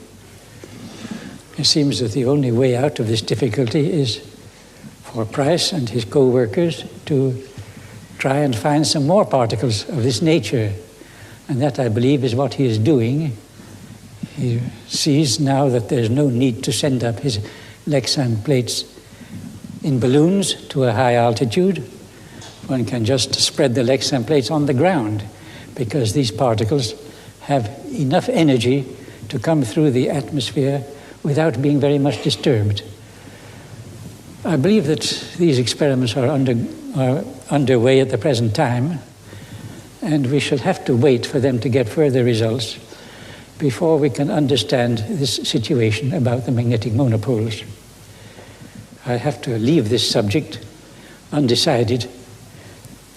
I would like now to pass on to this new work which has been done in Tallahassee, concerned with the discovery of new elements. Every element has an atomic number, which is the number of protons in the nucleus. There's a number 1 for hydrogen, 2 for helium, and so on. And among the natural elements, that series continues up to number 92, which is uranium. Now, some elements beyond uranium have been manufactured by man using neutrons produced by reactors. Man has produced element number 94, plutonium, and a good many other elements around there, elements even going up beyond 100. The elements 101, 102, 103 have been produced. But these very big ones have a very short lifetime. They are very unstable. Now, theoretical people have been studying atomic nuclei for a long time, and they have set up a theory according to which the neutrons and the protons in the nucleus form shells, something like the shells formed by the electrons moving around outside the nucleus. And when you have a closed shell, you have a specially stable nucleus. Nuclei for which the shells are nearly closed will also be more stable than those for which they depart very much from closed shells. Now, there might be some nuclei present still heavier than the ones which have been made by man, going up to 103. There might be such nuclei which could be stable or long-lived if we had them in the neighborhood of a closed shell. If you take the nucleus 126, that would have a closed shell of protons, and you might expect such a nucleus to be especially stable or more long-lived than nuclei with smaller numbers. Physicists have been wondering whether such nuclei, super heavy nuclei as they are called, do exist or not. The theories about the shells of protons and neutrons are not good enough for one to be able to decide whether these exist or not. People have been trying for many years to make these super heavy nuclei with the help of the heavy machines, trying to get ions of elements to stick together by making them run into each other. But they have failed. Now, if you cannot make them with your machines, there's still a possibility that these super heavy elements might exist in nature in very small amounts. And there is now evidence that super heavy nuclei do exist in a mineral called monazite. I've written it on the blackboard there at the top. This is a mineral that consists mainly of a phosphate of cerium. Cerium is one of the rare earth elements. And this monazite also contains, mixed with it, phosphates of other rare earths. It is a crystalline rock, and some monazite also contains uranium and thorium. Now, there exist some old mica deposits. Mica is a transparent material. Now, there exists this old mica containing inclusions of small quantities, microscopic quantities of monazite. Now, if you have a piece of mica with an inclusion of monazite, you would have something like this. Here's your sheet of mica, and here is a speck of monazite in it. If this monazite contains uranium or thorium, the uranium or thorium will emit alpha rays, and the alpha rays will damage the mica around and make halos. So you get a halo around the inclusion like this. The uranium and the thorium emit alpha rays with an energy of 7 or 8 million volts. And that energy is shown by the length of the track that one has to proceed along to get to this ring here. So one has a halo around the inclusion with a radius corresponding to the energy of the alpha rays.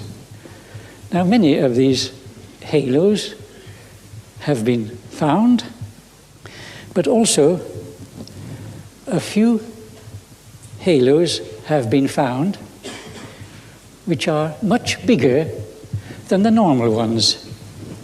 Halos where the alpha rays extend out to a much greater distance. These are called giant halos. What is the explanation for them?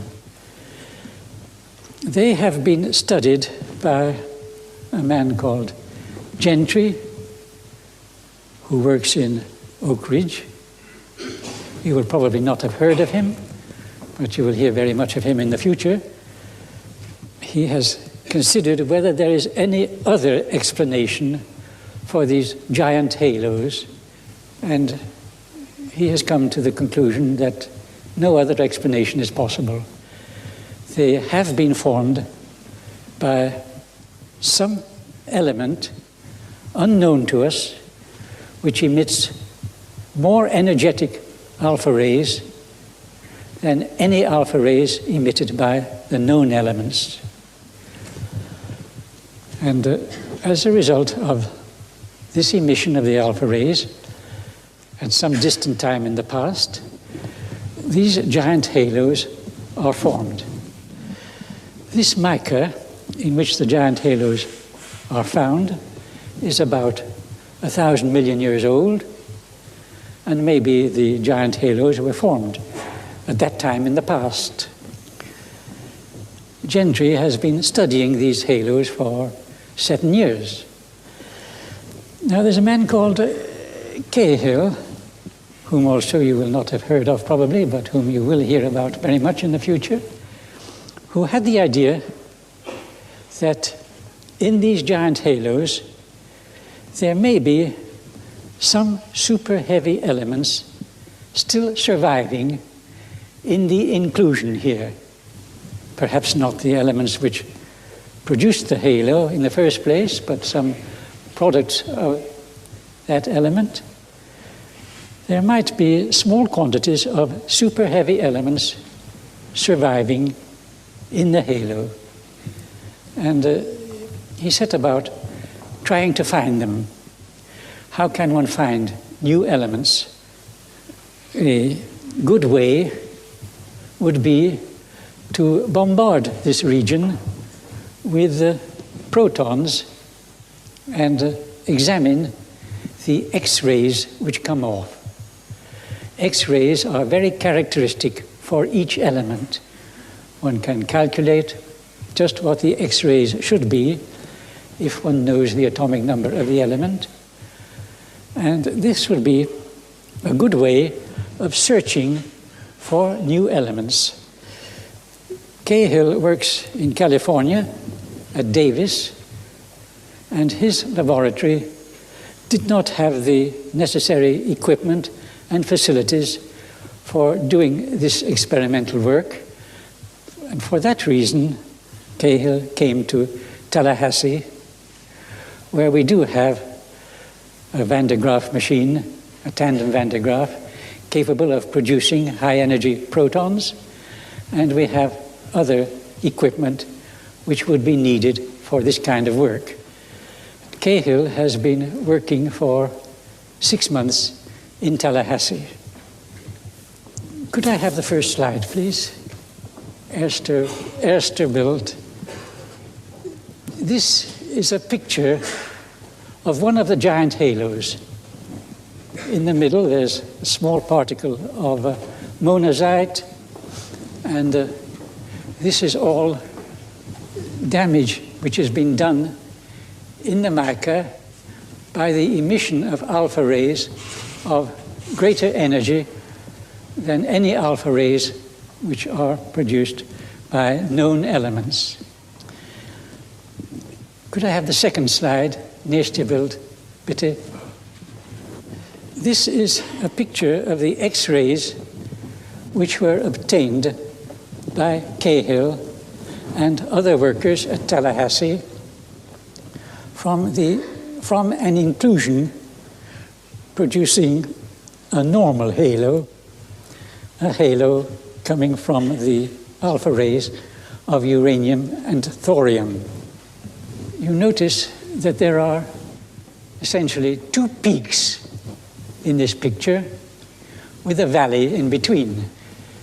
This peak corresponds to the L X-rays from uranium and thorium. This peak here comes from the K X-rays produced by various other elements, rare earths and so on. In between these two peaks, there is a valley. And this valley is where one would expect to find the L radiation of super heavy elements if they exist. This valley is the important region. Now, Cahill and his co-workers proceeded to examine some giant halos which were sent to Tallahassee by Gentry from Oak Ridge. I heard that one of the specimens got lost in the post, and one specimen I heard got dropped on the floor, and they could never find it again, although they searched all day. However, there were 6 specimens of giant halos, which they had to work with. Could I have the next slide, please? Nächste Bild. This is very similar to the previous, the valley between the two peaks, but now there is some structure in the valley shown by these irregularities here. And this structure would indicate small amounts of some new elements. One must take a closer look at this structure. This part and this part don't interest us at all. Nächste Bild, bitte. This is just an amplified picture of that valley. The dotted line is a sort of smoothed out background, and you notice very prominently a peak here which corresponds to element number 126. 126 we think would be a especially stable element because it has a closed shell of protons. And there is the evidence for the existence of element 126. Now, this evidence was obtained perhaps 2 months ago. They did not immediately rush into publication claiming to have discovered a new element. They thought it was best first to study these results and see whether there could be any other explanation for that peak. What they did was to consider all the known elements and see whether any of them could provide X-rays which would just produce such a peak. Well, there are such elements, 2 of them, tellurium and indium. It might be that there was some tellurium or some indium in the specimen, giving an X-ray line just there. But the spectra of tellurium and indium are both well known, and if they have a spectral line here, they should also have spectral lines in certain other places. And looking in these other places, one finds that there is no tellurium present at all, and indium, there might be a small amount of indium, but in any case it would be very small, and it could not provide more than 5% of this peak here. It seems that there's no other explanation for that peak except for some of the element 126 existing in the inclusion which makes the giant halo. Een eerste beeld, bitte. This is some more evidence of the same nature. You see here, very well indicated, the difference between a giant halo, given by this curve here, and an ordinary halo produced by uranium and thorium here. A very pronounced difference. And this difference is shown with all the specimens of the giant halo. Here underneath are the spectral lines of all the known elements which could lie in this region. And one has to examine these peaks and see whether any other element could be producing the peak.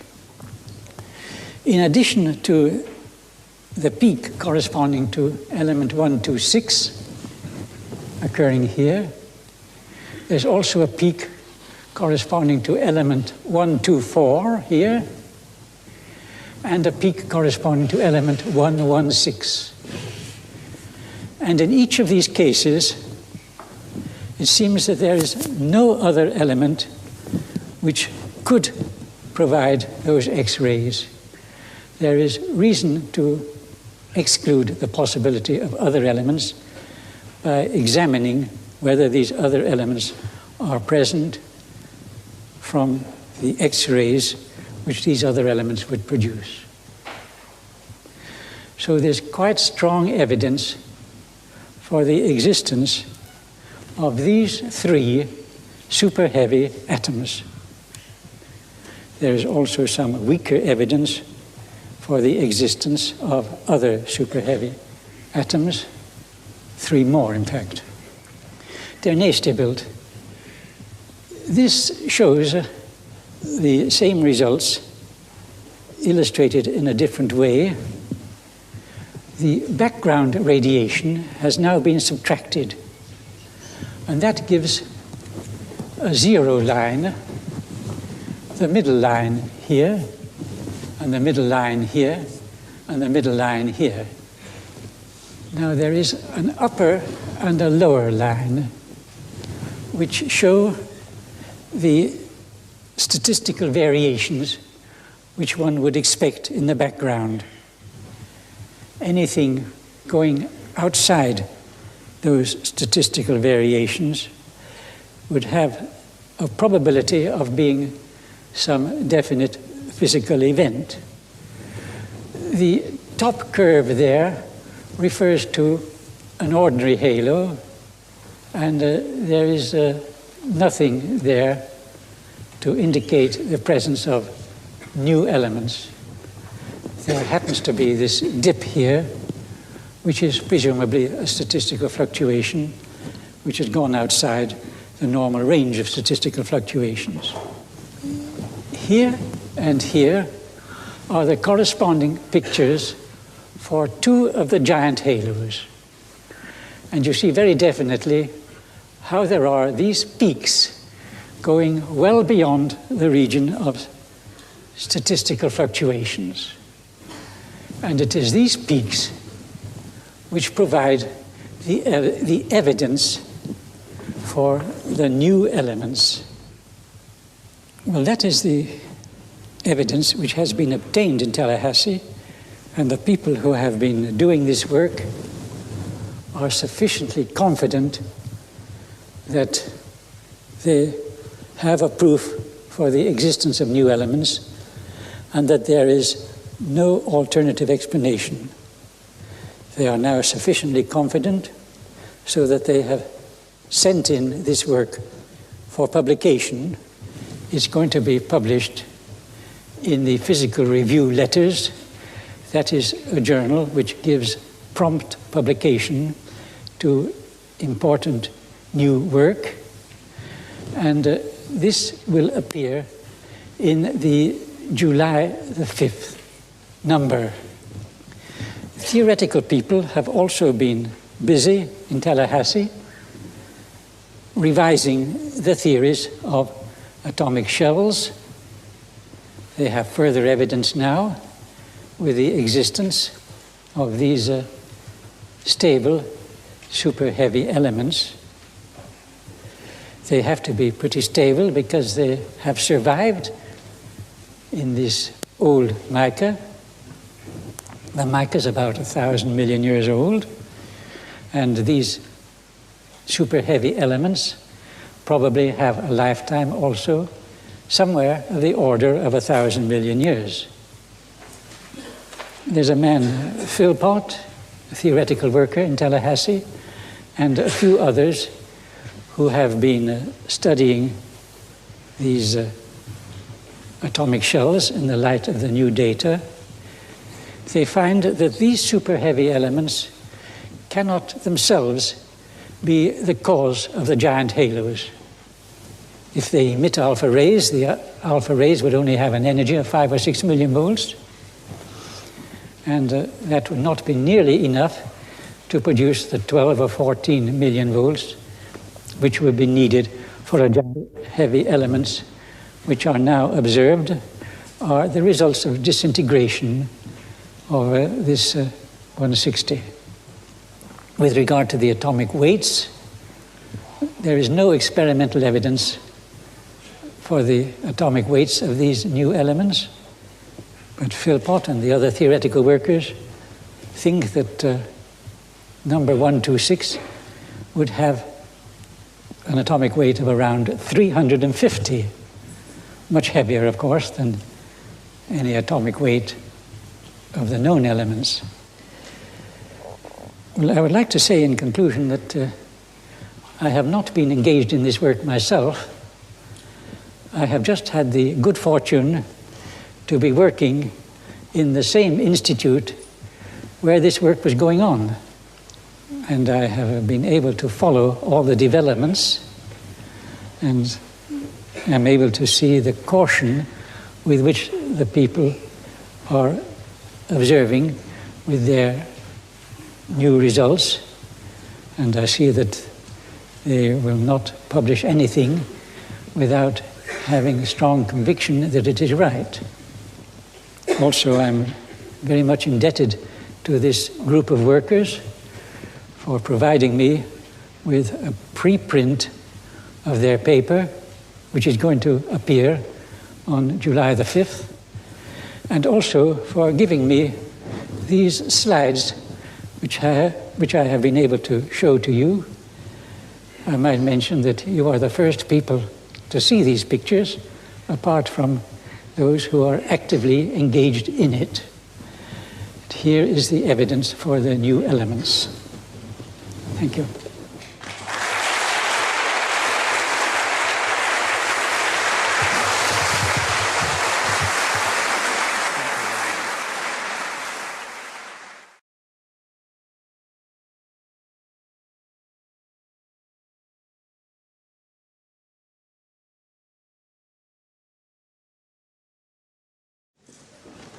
I am very happy to be here in Lindau again and to have this opportunity of talking to you about scientific questions that interest me. Today I want to talk about the possibility that quantities which are usually considered to be constants of nature are really not constant, but are varying slowly with the time. It may be that they do vary, and that this variation is so slow that it does not show up in ordinary laboratory experiments.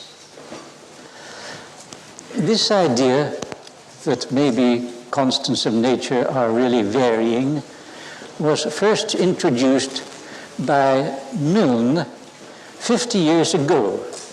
It's not a new idea. Now, Milne supported his arguments with philosophical considerations, which I believe are not very reliable, but still he introduced a new idea into physics, an idea which has excited many people since then, and which is being very actively studied at the present time. Now, if we are going to think about constants of nature, we must first of all make sure that the quantities which we are interested in are dimensionless. That is to say, that they don't depend on what units we use.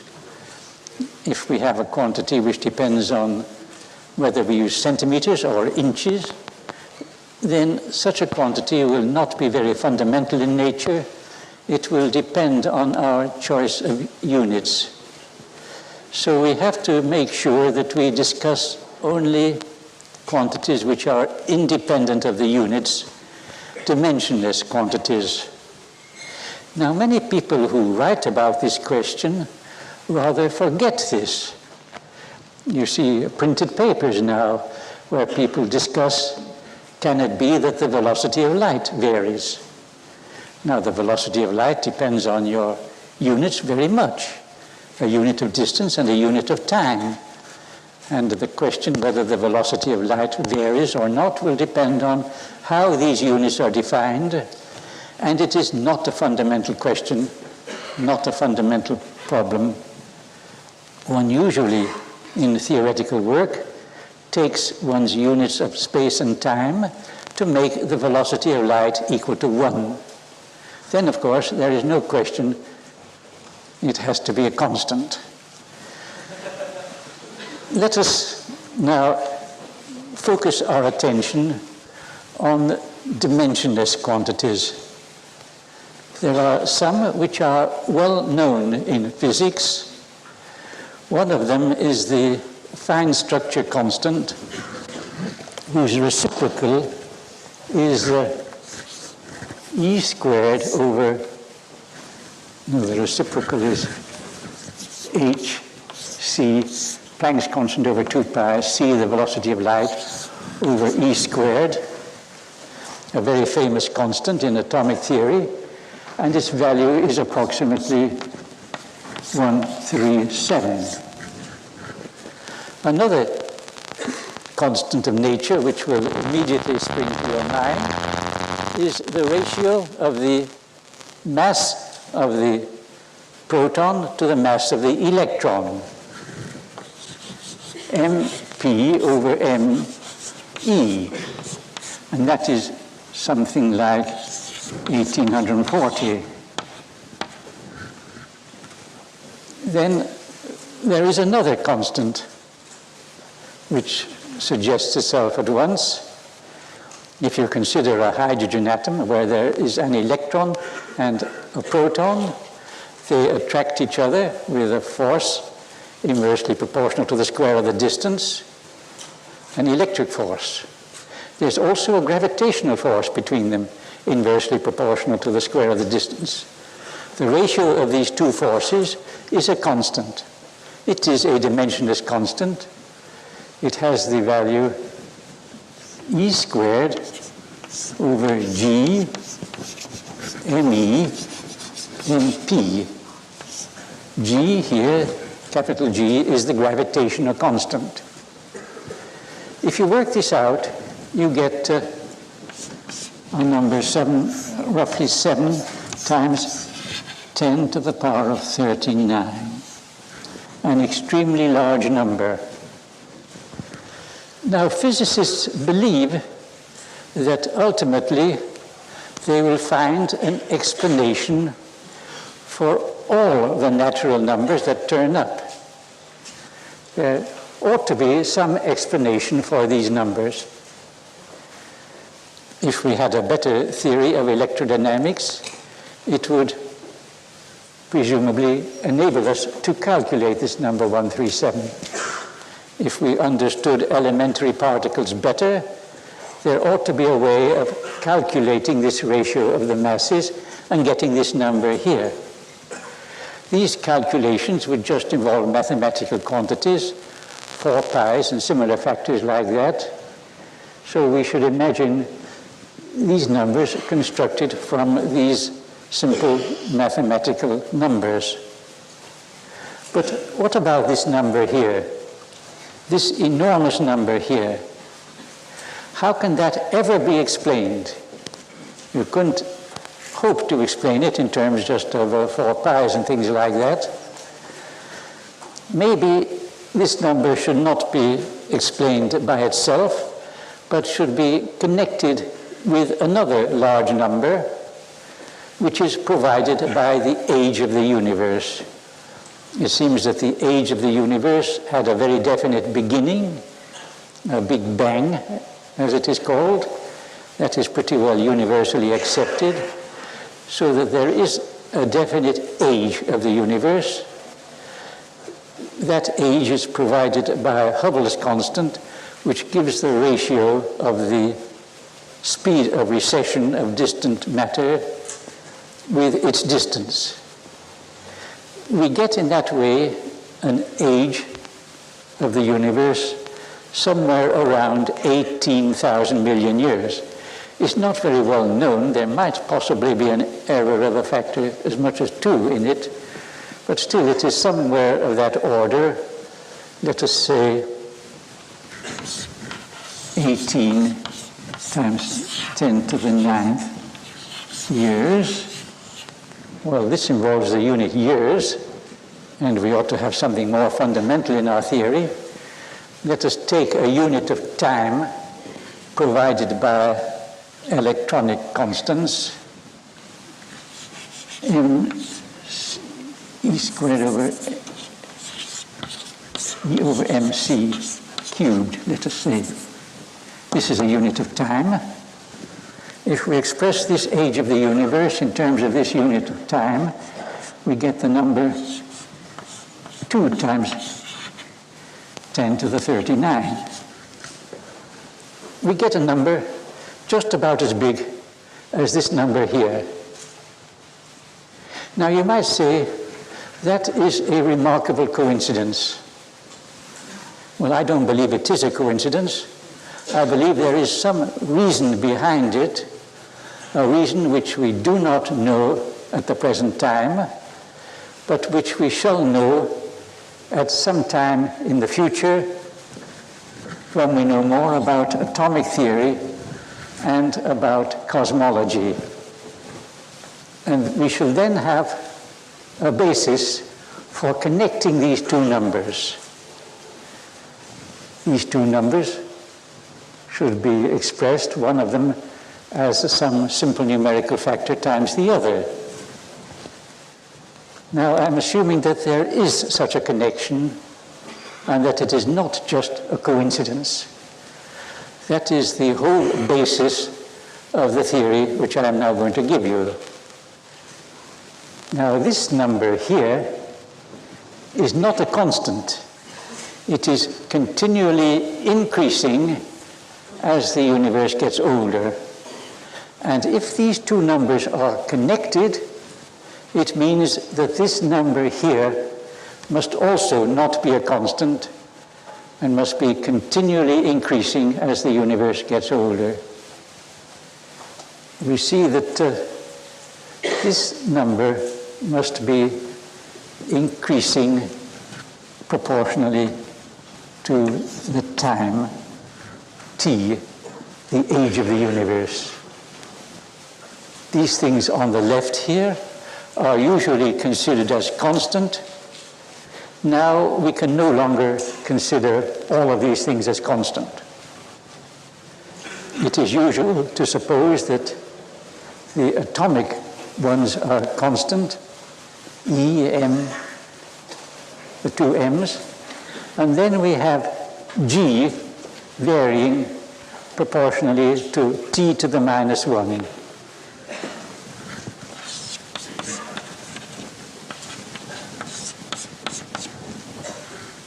To express this result accurately, one should say the gravitational constant in atomic units is decreasing according to the law T to the minus 1.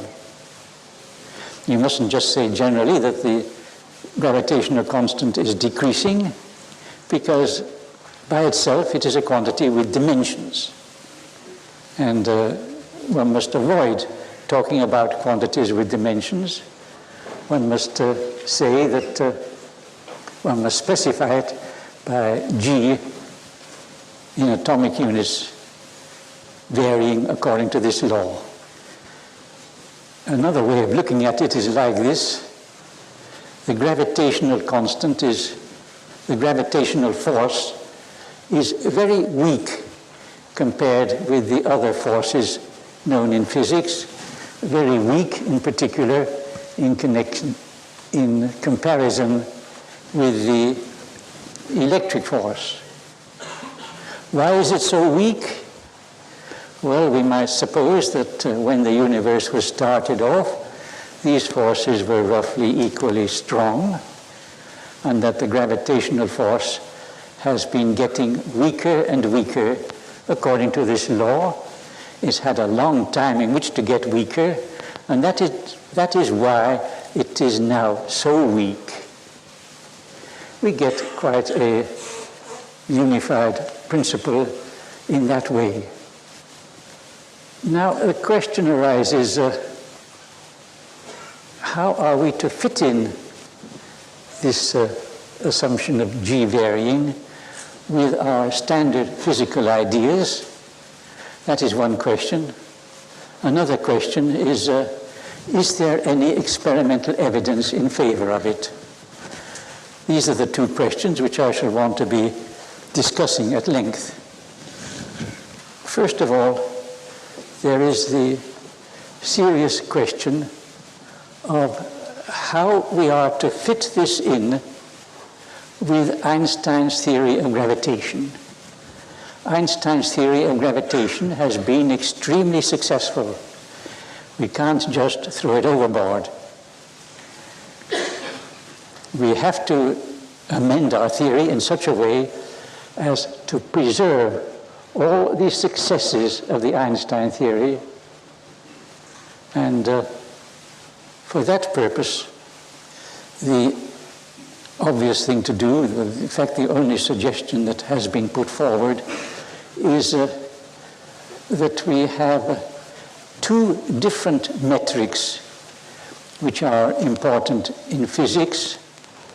One metric which one has to use for the Einstein theory, and then a different metric provided by the atomic constants. So that will be a basic idea of this new theory. These two metrics which are both of importance in physics. The idea of two metrics was first introduced by Milne 50 years ago, but his relationship between the two metrics is not in agreement with the relationship which I'm going to propose now. Well, I would like to say a little bit more about this connection of a universal constant with the time. We are here making a new assumption, and we should make this assumption quite generally and say that all the fundamental constants of nature, which are extremely large, are connected with the time. Not just this one. Any other constant which is extremely large should also be connected with the time. Otherwise, it's a very artificial assumption. Now, there is one other constant which immediately springs to mind, namely the total mass of the universe. Now, it could be that the universe is of infinite extent, and then the total mass is infinite. But in that case, we must modify our number and make it precise in this way. Let us talk just about that part of the universe which is receding from us with a velocity less than half the velocity of light. I take this fraction a half arbitrarily, but it would not affect the argument if we used another fraction, 2/3 or 3/4. The argument would run the same. It is just to have some definite quantity which we can use even if the universe is infinite. Now let us consider the total mass which is receding from us with a velocity less than half the velocity of light. Express this mass in, let us say, proton units. We get a very large number which is not very easy to measure because we don't know how much dark matter there is, intergalactic gas or black holes or things like that. But it seems that this number is somewhere around 10 to the power of 78. I will call this number n. A number of proton masses in that part of the universe which is receding from us with a velocity less than half the velocity of light. And it is roughly 10 to the 78. And according to this assumption that we are making about the large numbers hypothesis I call it, this must vary according to the law t squared. This assumption is just as necessary as this one if we are to have a consistent picture.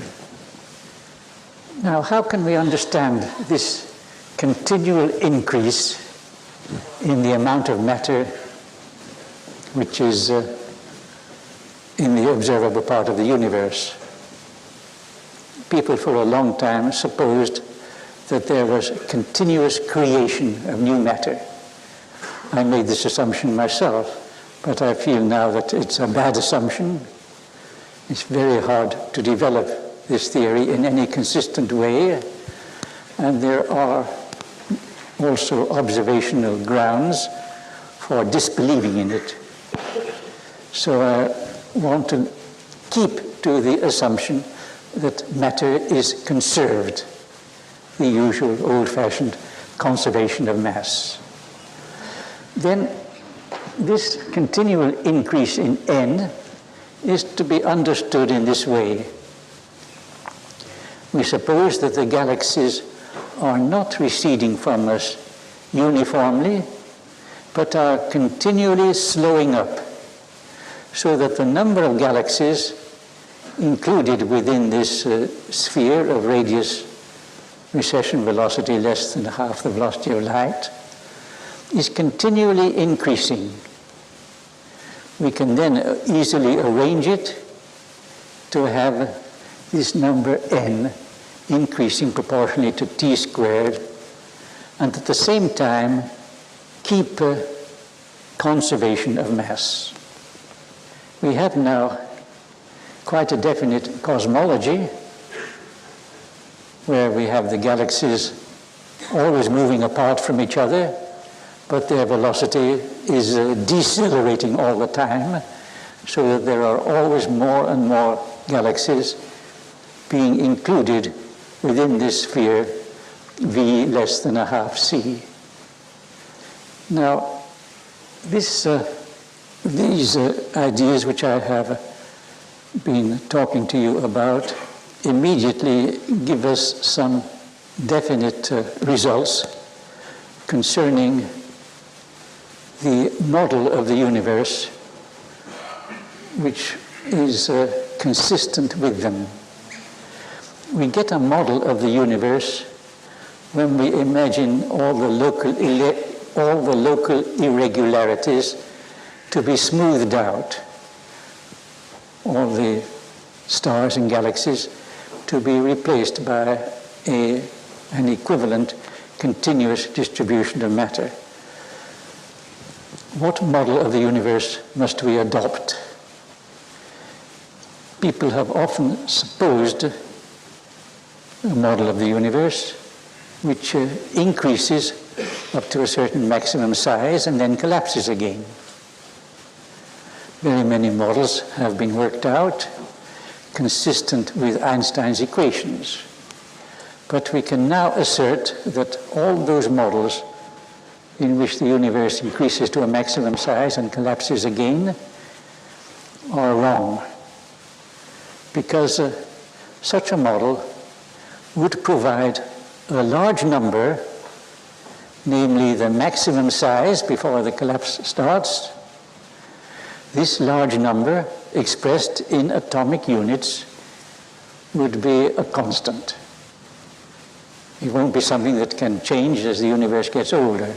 Now, any constant large number is ruled out by our general hypothesis that all these very large numbers must be connected with the age of the universe.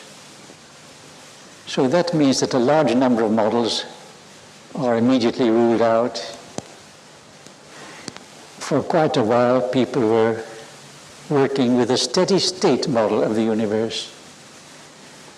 But that must also be ruled out, because a steady state model cannot have G varying like this. There are many models which do get ruled out, and one finds that there is only one model which is left, which is in agreement with this large numbers hypothesis. This was a model which was proposed in 1932 jointly by Einstein and de Sitter. Let us call it the Einstein-de Sitter model. It's not very much heard about, but I think that it should receive much more importance. I believe that this is the correct model. This model involves a... Can I turn this around? Could you turn it around so that I can write on the back? This model involves a metric ds squared equal to d tau squared. I'm using tau for the Einstein time minus tau to the power of 4/3 dx squared plus dy squared plus dz squared. Now you may wonder why we have this strange power of the time occurring here.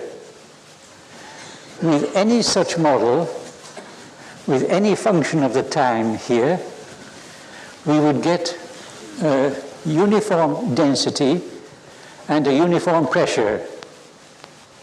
The pressure is caused just by electromagnetic radiation or similar radiation. And in our actual universe, the pressure is very small, very much smaller than the effects produced by the static matter. This particular power of the time occurring here is the one which we have to choose in order to have zero pressure.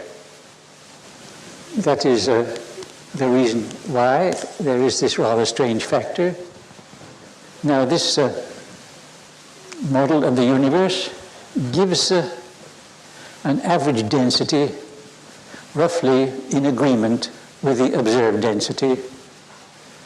That was pointed out by Einstein and de Sitter when they introduced the model in 1932. This model I would like to propose to you as the correct model for describing our universe. It is the only model which fits in with the large numbers hypothesis. What is the law according to which the galaxies separate from us? What is the law of expansion of the universe? If we take the distance of a galaxy and consider it as a function of the time, let's say, a galaxy corresponding to the velocity of recession half the velocity of light, then the distance of this galaxy varies according to the time. R is proportional to t to the power of 1/3. That is quite a big change from our usual ideas that the galaxies are receding from us roughly uniformly. It means that the distance, although it always continues to increase, increases according to a slower and slower law as time goes on. The galaxies never stop receding, but they continue to recede from us more and more slowly. This is a consequence of this model which we're using here. Now, I talked earlier about the two metrics which we have to use. An Einstein metric, ds. I'll put the suffix e here to say that this is referring to the Einstein unit of distance. And then there is a dsa, atomic distance. What is the relationship between them? That relationship is very easily worked out just from the requirement that g is proportional to t to the minus 1. From a purely dimensional arguments, one finds that dse equals t dsa. That is the relationship between these two metrics. And the argument is simple, definite, and just involves discussion of the dimensions of quantities.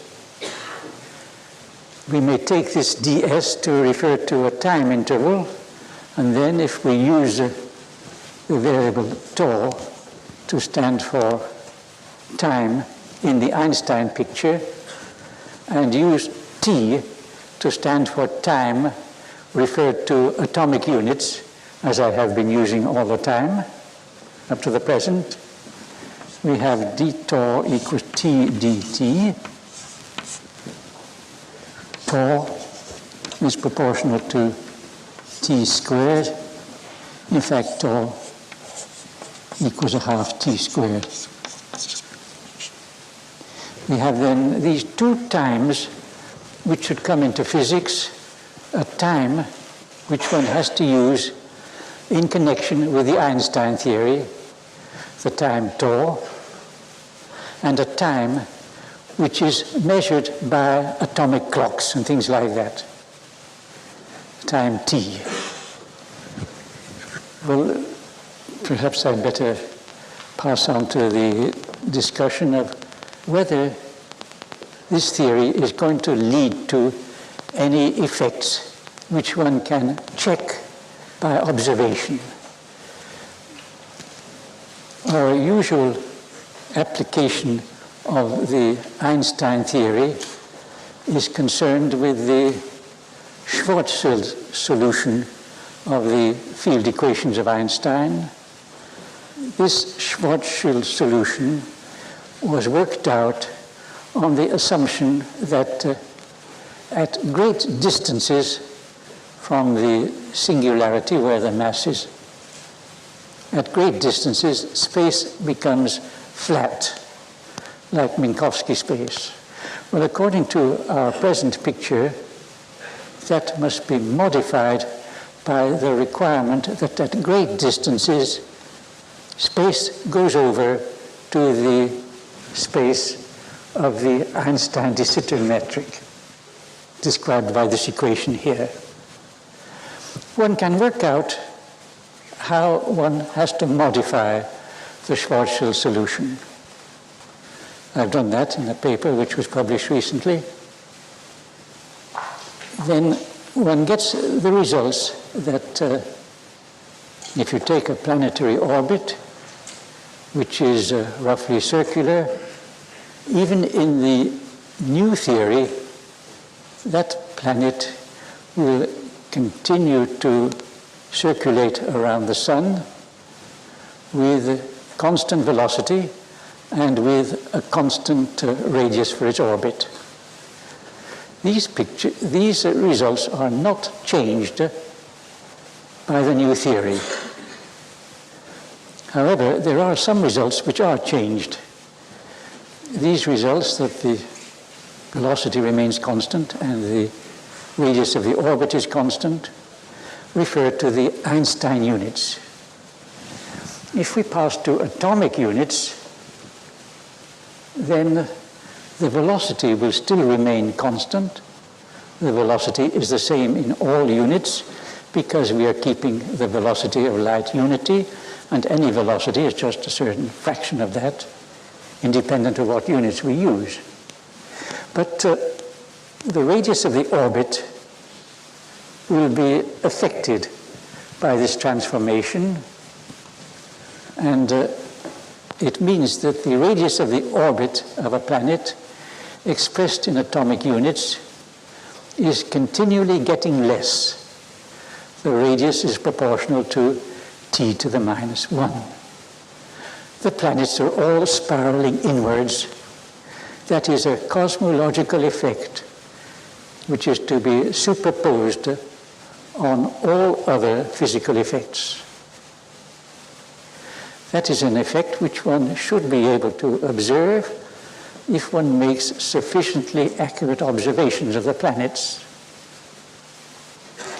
Then another effect which one should be able to observe is in connection with this formula, which gives a difference between d tau and dt. D tau, the time which one uses in the Einstein equations, is the same as the time which is marked out by the motion of the Earth around the sun.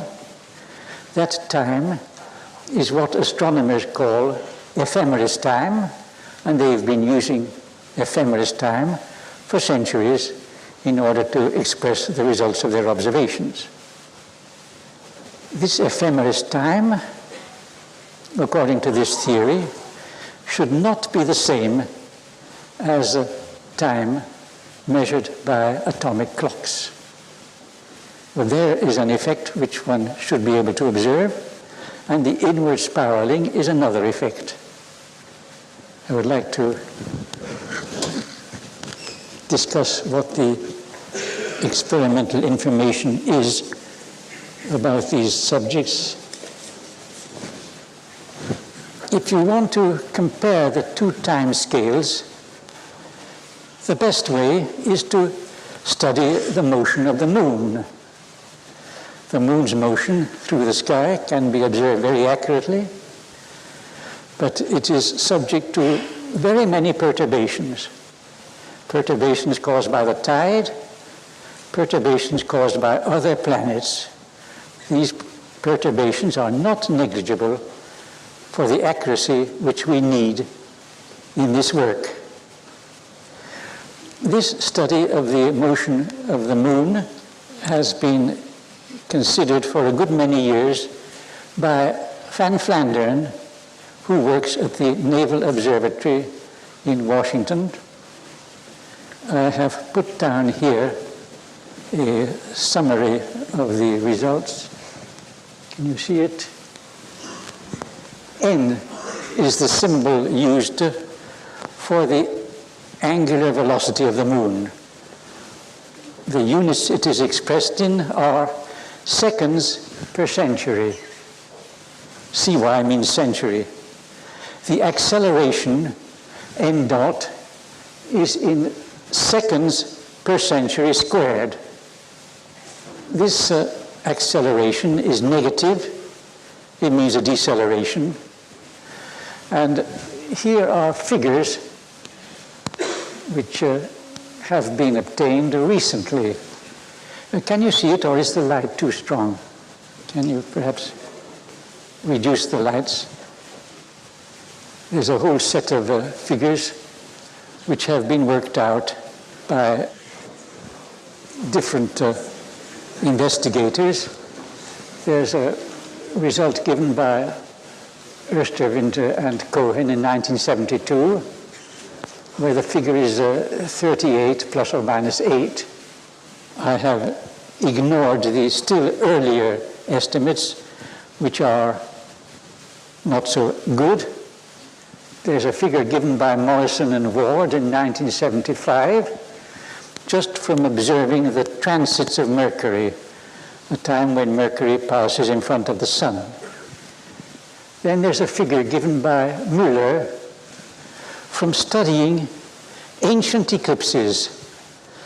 There are records of eclipses going back to before the time of Christ. Now you might say that observations made so long ago would not be useful to us because their methods of observation were very primitive. They had no accurate instruments. But still, if you see an eclipse, a total eclipse at a certain place on the Earth, that is a very definite piece of information. You know just when the eclipse took place. It took place when the Earth, Sun, and Moon were all in a line. And if you're told that at a certain place on the Earth's surface, the eclipse was total, that is a very definite piece of information. Now, Müller has been studying the records in monasteries about eclipses going back to more than 2,000 years, and you have to get a suitable understanding of the language used by the people recording eclipses in those days. Well, these observations have the advantage that they are made over a very long time base. Well, the result that Müller gets is 30 plus or minus 3. Now, there are some recent observations which were made with the help of lunar models and also of parameters which were obtained from satellite observations. And two different workers have given the result 30.6 and 27.4. Well, Van Flandern has considered all these figures for the acceleration of the moon, and he considers the weighted average of the above to be 28 plus or minus 1.2. These are all observations with ephemeris time. There are observations with atomic time which have been made since 1955. Since 1955, people have been observing the moon with atomic clocks. The result, the most recent result of Van Flandern of the atomic time figure is 21.5. Van Flandern in previous years had given results differing quite a lot from that figure, but he finds that there were systematic errors in his earlier results, and the systematic errors have been, he hopes, eliminated by new calculations and also by new recent observations. Now, a different kind of observation has been made by people working at the Jet Propulsion Laboratory using the lunar laser ranging technique. They send light to the moon and observe the reflected light and see how long it took for the journey and get very accurate estimates of the distance of the moon. And Calome and Mulholland have been working on that, and they got the figure 24.6. Now, I just heard a few weeks ago from Van Flandern that these people think that there was an error in their calculation, and with a new correction, that should come down to 20.7. Now, Williams and others, also using lunar laser ranging, get the figure 23.8. Now Van Flandern has considered all the results and gives as the weighted mean 22.6.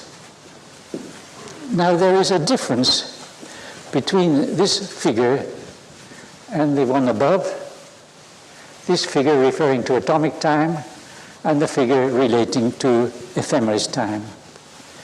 And that difference provides evidence for the correctness of this theory. If G was not varying, if one just stuck to the old ideas, then one should get the same lunar acceleration, whether one uses ephemeris time or atomic time, and the observations do seem to support the idea that there is a difference. Now there's another way of checking on this effect by seeing whether there is this inward spiraling of the planets. That has been worked on by Shapiro and his assistants. Some years ago, in 1975, they published some figures. Their method is to send radar waves to a planet on the far side of the sun and then observe the reflected radar waves. These reflected waves are extremely weak, but still they can be observed, and one can measure the time required for the to and fro journey, and that gives us accurate information about the distance of the planet. One measures this time in atomic units. Those were some figures that were published by Shapiro and his assistants in 1975. N dot, the lunar acceleration, is divided by n, the velocity, and those figures are given for the three inner planets, Mercury, Venus, and Mars. Well, you notice that the results are all plus. A plus result there means that the planet is spiraling inward. If the planet was spiraling outward, it would be minus.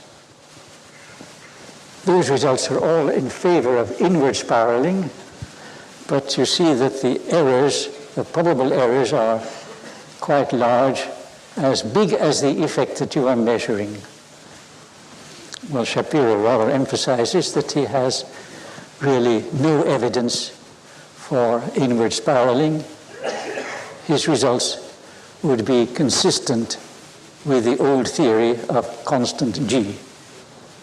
Still, there is perhaps some weak evidence for inward spiraling. Now, at the present time, one can make very accurate observations of the distance of Mars with the Viking lander, which was put on to Mars in 1975. And Shapiro is working on the results of this lunar lander. He says that just the time since the lander was put on Mars is not a sufficiently large time base in order to be able to work out this effect. One has to combine these Viking observations with the earlier Mariner observations on Mars. I met Shapiro last March, and he told me that he is now working on this problem of combining the recent Viking observations with the Mariner observations, and it will be 6 months before he has a definite answer. Shapiro, I must say, is a very careful observer and won't publish anything until he is pretty certain that it is right. So we have to wait a few more months, and then we will have definite results on this question of whether there is this inward spiraling of the planets or not. And that will probably make it pretty certain whether this new theory is right or not. I wonder how much more time I have. Can I go on another 5 or 10 minutes, or should I cut it short? Go on. Another question which I might refer to is concerned with the microwave radiation. There is this microwave radiation with just a few centimeters wavelength, which is observed to be coming out of the sky in all directions and falling on the earth. It is a very cold radiation. It is a black body radiation with it, so far as it can be observed, corresponding to a temperature of about 2.8 absolute. People have explained this radiation by saying that it is the result of a big fireball which was in existence in the early stages of the universe, extremely hot to begin with, but it has been cooling all the time because of the expansion of the universe, and that this very cold radiation, 2.8 degrees, is what is left of this original fireball. Now, I would just like to show you how this microwave radiation gives a strong support for the ideas I've been presenting here, in particular for the large numbers hypothesis. Let us consider this radiation, temperature 2.8 degrees. That provides us with a large number, kT, Boltzmann's constant, kT, the energy, the sort of average energy of this microwave spectrum, divided by, let us say, the rest mass of the proton in p c squared. If you work this out, you get a number somewhere around 2.5 times 10 to the minus 13. You may consider that 10 to the minus 13 is the reciprocal of a large number, and that this should therefore be varying with the time, varying according to the law t to the minus 1/3, this being roughly the cube root of 10 to the 39. That means that the temperature of this microwave radiation should be decreasing according to the law t to the minus 1/3. Now that fits in with the law of expansion, which we had previously. We had the expansion that the distance of a galaxy is proportional to t to the 3rd. The wavelength of each of the components in the black body radiation should also be increasing in proportion to t to the 3rd, frequency t to the minus 1/3, and the temperature of the black body radiation should therefore be decreasing according to the law t to the minus 1/3. We do get consistency in that way. These figures are quite different from the old theory. According to the old theory, we had the galaxies receding with a roughly constant velocity, and the microwave radiation having its temperature going down according to the law t to the minus 1. Well, the t to the minus 1/3 law is provided by the large numbers hypothesis, and it fits in with the law of expansion. I feel that this is quite a strong confirmation of our ideas. We might easily have had things going wrong. It means that the fireball has been decreasing according to this law since a time very close to the Big Bang.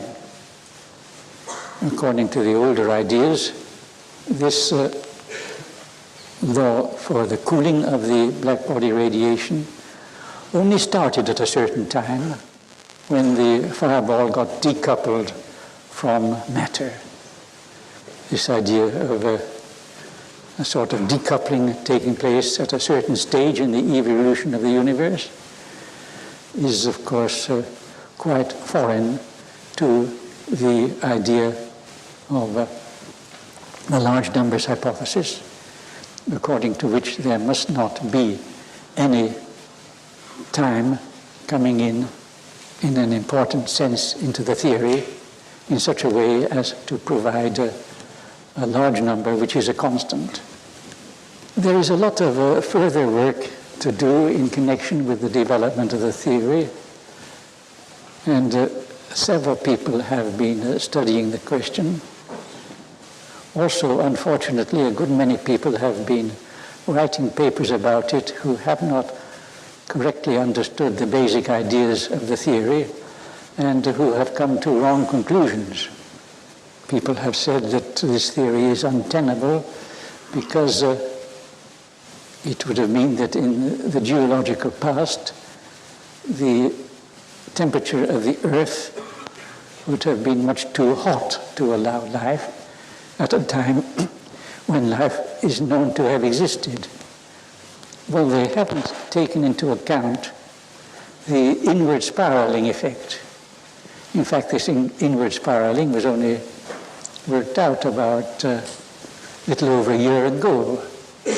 And that is going to help quite a lot with this temperature of the earthquake, because it means that at these times in the past, the Earth was quite a bit farther away from what it is now. Well, I better conclude here, and I would like to say that there are many people working on this subject. In particular, there's this whole school which is run by Canuto at the Space Research Center in New York, and the result of a lot of calculations that he has made is that up to the present there is no irreconcilable discrepancy which has showed up. Thank you.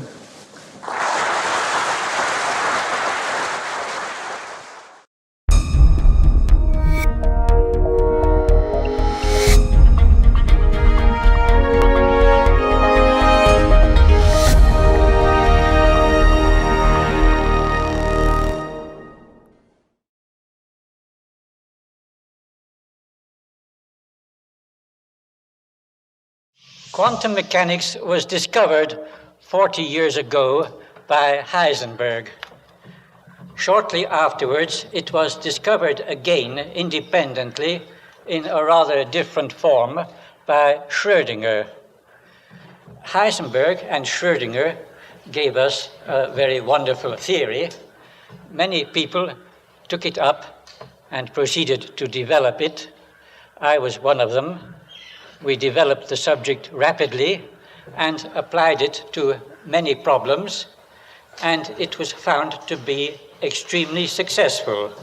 It was applied to problems of atomic and molecular spectra and to simple scattering processes, and gave results in good agreement with experiment. For a few years, everything went very well, and then difficulties appeared. People applied quantum mechanics to more difficult problems. They tried to apply it in a way which would agree with the principle of relativity, for which particles cannot interact directly with each other, but only through the medium of a field. Now, the basic ideas of quantum mechanics could be applied to a field, but in practical examples, it did not turn out successfully, and the theory met with serious troubles. As time went on, the troubles appeared more serious. They seemed to be quite insoluble, and we had then difficulties appearing which have held up the development of atomic theory for 3 decades. A few years ago, a project was started, sponsored by the American Physical Society and the American Philosophical Society, for collecting sources for the history of quantum mechanics. The leader of the project, Dr. Kuhn, went around interviewing the people who had taken part in the early development of quantum theory, those of them who were still alive, and collecting what information he could from them. He came to see me 2 years ago in Cambridge, and I looked up my early work on quantum theory to show it to him. Some of this work was unpublished and long forgotten, and I read it through again, and then I noticed that some of the ideas in this early work seemed to be rather better than the present-day ideas in quantum theory. This could only mean that the development of quantum theory during the intervening years had somewhere gone on the wrong track. I then examined the whole question again and was led to rather different ideas about how one should formulate the foundations of quantum mechanics. I would like to tell you today about these new ideas for the foundations of quantum mechanics. We must go back to the beginning. We must begin with Heisenberg's first discovery. Heisenberg found that the dynamical variables describing an atomic system could be represented by matrices. Now, matrices are things which do not satisfy the commutative axiom of multiplication. If we have two of them, U and V, U multiplied by V is usually not the same as V multiplied by U.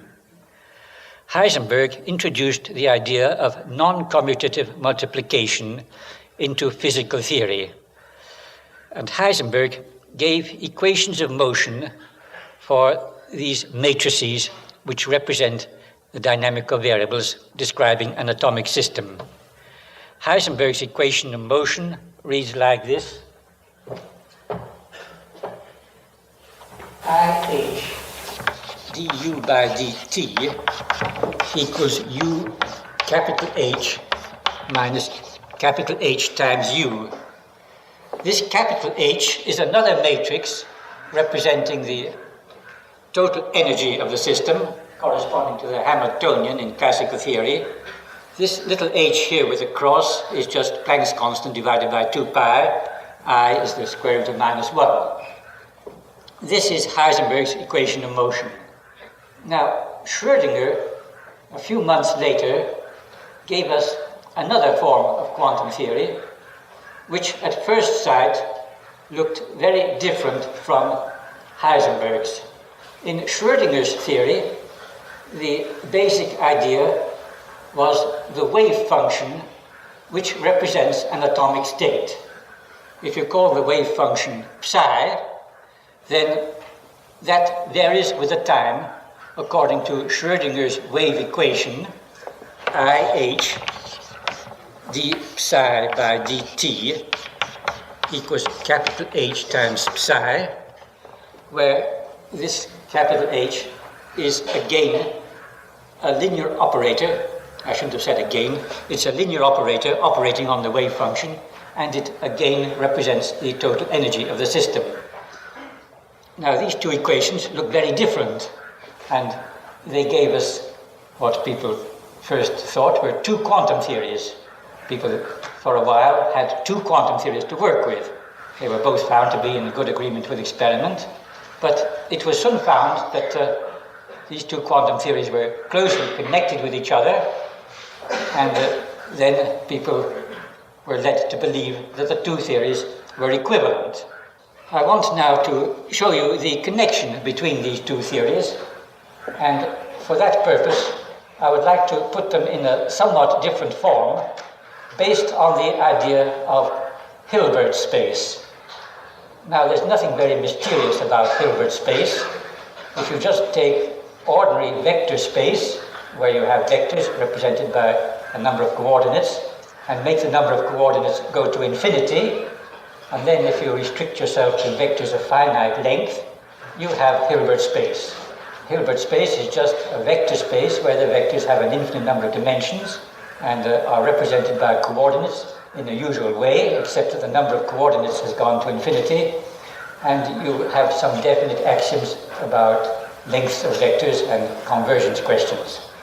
Mathematicians nowadays use the word Hilbert space in a more general sense than this, but I shall not use it in this more general sense, but will keep to this original sense in which Hilbert himself used the word. Now, we may look upon the matrices of Heisenberg's theory as linear operators operating on the vectors of a Hilbert space. That is just a different way of picturing them, and if we do that, they satisfy the same equation of motion as before. So this equation of Heisenberg can be looked upon as referring either to matrices or to operators operating on the vectors of a Hilbert space. Now, the wave function of Schrödinger can be looked upon as the coordinates of a vector in Hilbert space. We then have vectors of Hilbert space occurring in both theories, and you see that the two theories become connected. Now, I would like to use a special notation for writing these vectors in Hilbert space. I shall use this kind of notation, a vector which is labeled by a letter capital A. I will write by capital A with a vertical line just to the left of it, and this kind of crooked line to the right of it. This is a notation which people have found useful. They can build it up into a more general notation. And its only purpose now is to remind you that you have a vector here which is different from the ordinary vectors of physics. When we have a linear operator operating on this Hilbert vector, a linear operator such as U, we write the linear operator to the left of it like that, and then the result of the linear operator applied to the Hilbert vector is again another Hilbert vector. Well, we now have these Hilbert vectors occurring in both the Heisenberg theory and the Schrödinger theory, and we have operators on the Hilbert vectors. You may ask now, what is the difference between the Heisenberg and the Schrödinger theories? There is one important difference, namely, in the Heisenberg theory, the Hilbert vectors are constants, and the linear operators which operate on the Hilbert vectors vary with the time. They vary with the time according to Heisenberg's equation. In the Schrödinger theory, it is the other way around. The Hilbert vectors vary with the time according to an equation like this equation of Schrödinger. It will be the equation IH d by dt of a Hilbert vector A is equal to capital H times A. The Hilbert vectors in the Schrödinger theory vary with the time according to this equation here, which is similar to this wave equation of Schrödinger. The dynamical variables in the Schrödinger theory are constants. The connection between this equation and this equation is that the psi here consists of the coordinates of this Hilbert vector. This capital H is the same in both theories. Well, we have then this close relationship between the two theories, and one can establish equations which connect the variables of one theory with the variables of the other theory. These equations read like this: U suffix H, a dynamical variable in Heisenberg's theory, is connected with the corresponding dynamical variable in Schrödinger's theory by this equation, e to the I h t over crossed h, U suffix s, e to the minus I h t over crossed h. And correspondingly, there's a connection between the Hilbert vectors in the two theories. A Hilbert vector in Schrödinger's theory is e to the I h t over little h times the corresponding Hilbert vector in Heisenberg's theory. I have the signs wrong, it should be minus here. It should be like that. One can very easily check these relations if one takes the Heisenberg-Hilbert vector to be a constant and defines the Schrödinger-Hilbert vector in this way. One finds that it satisfies this equation of Schrödinger. And correspondingly, if one takes this Schrödinger dynamical variable to be constant and defines the Heisenberg dynamical variable in this way, one finds that it satisfies the Heisenberg equation of motion. Well, there we have a connection between the Heisenberg and the Schrödinger theories. And people then thought that the Heisenberg and the Schrödinger theories are equivalent to one another. It is just a question of making this mathematical transformation to pass from one of the theories to the other. That was the result which was obtained from the early development of quantum mechanics.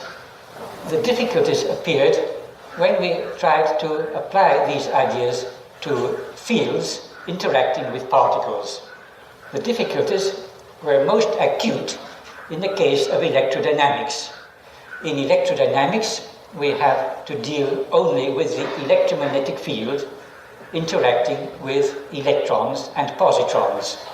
The difficulties were most acute in this case because we know very well what the electromagnetic forces are.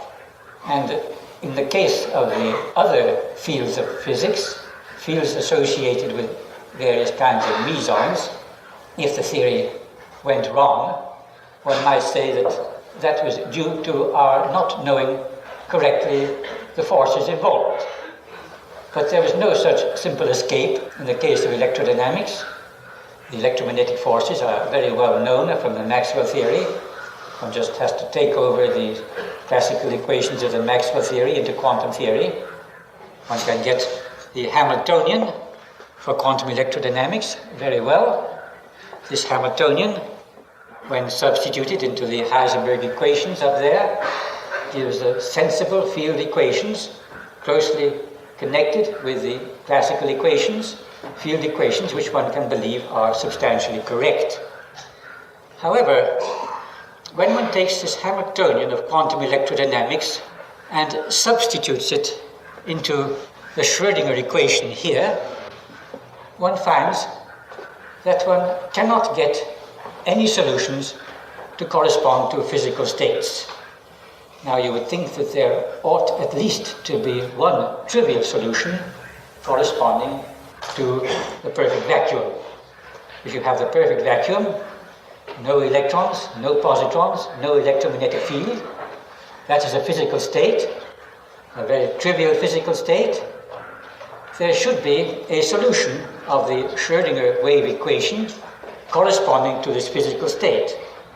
Well, people worked hard to try to find this solution and couldn't find it. It seems pretty certain that this solution does not exist. So, if you cannot even get a solution of the Schrödinger equation to represent the perfect vacuum, how can you go on to get solutions to describe more interesting things, giving you physical results? You see that the whole theory was completely held up. However, theoretical physicists are very ingenious people.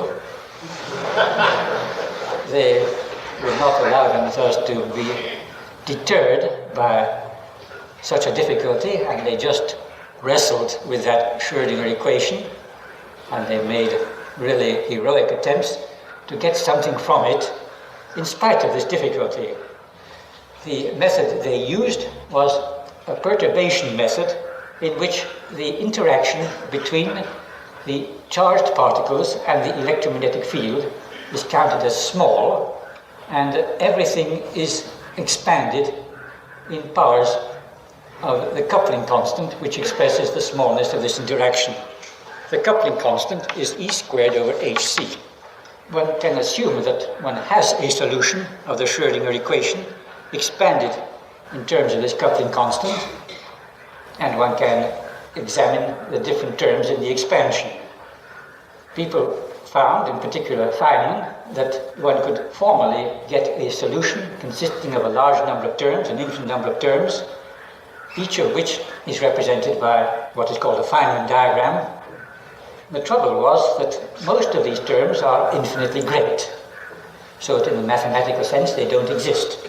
But still, one can shut one's eyes to this difficulty.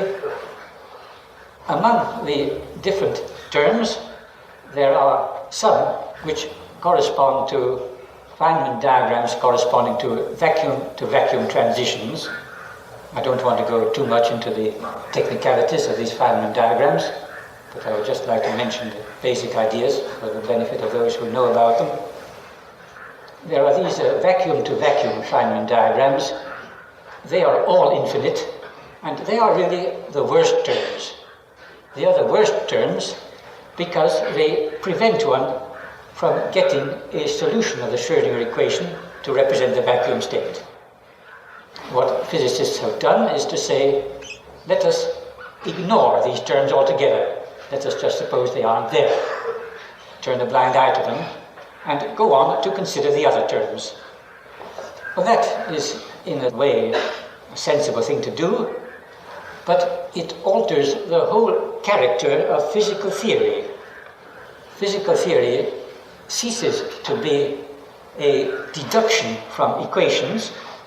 It becomes an application of working rules, something which was quite unprecedented in the whole development of theoretical physics.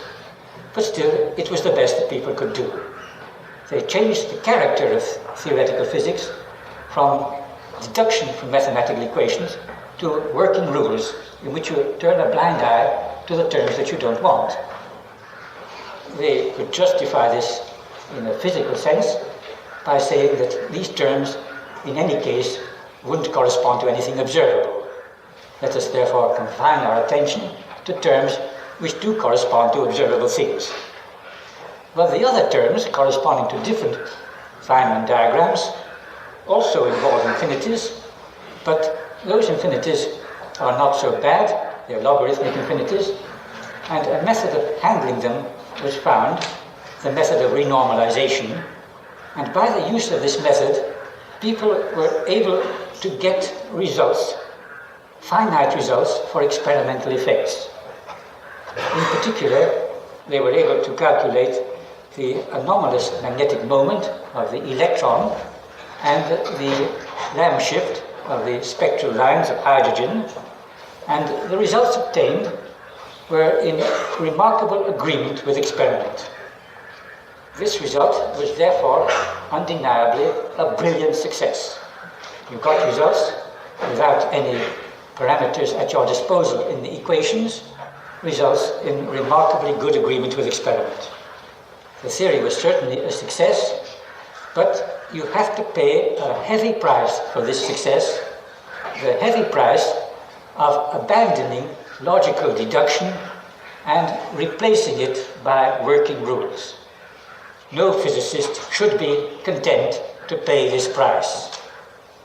We must realize that getting into this situation has arisen because theoretical physics, atomic physics, has gone on the wrong lines somewhere.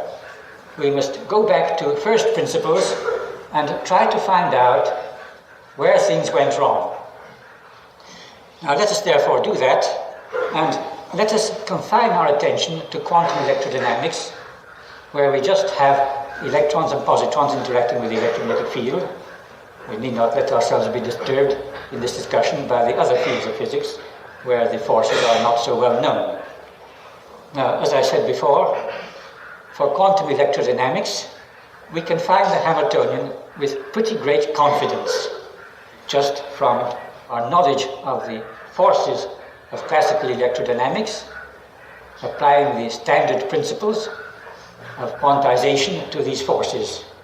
We get a Hamiltonian, a capital H, which we can feel confident is the correct Hamiltonian, or at any rate essentially correct, because when we substitute it into Heisenberg's equation of motion there, we get sensible and reasonable field equations, equations in complete agreement with relativity, equations satisfying everything which you would like them to satisfy.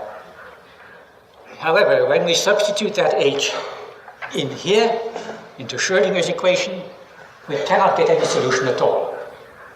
Well, the obvious inference to make under those circumstances is that the Heisenberg theory is a good theory, the Schrödinger theory is a bad theory, the two theories are not equivalent. Well, that is a very difficult idea for people to get used to if they have been for a long time working on the basis that the two theories are equivalent.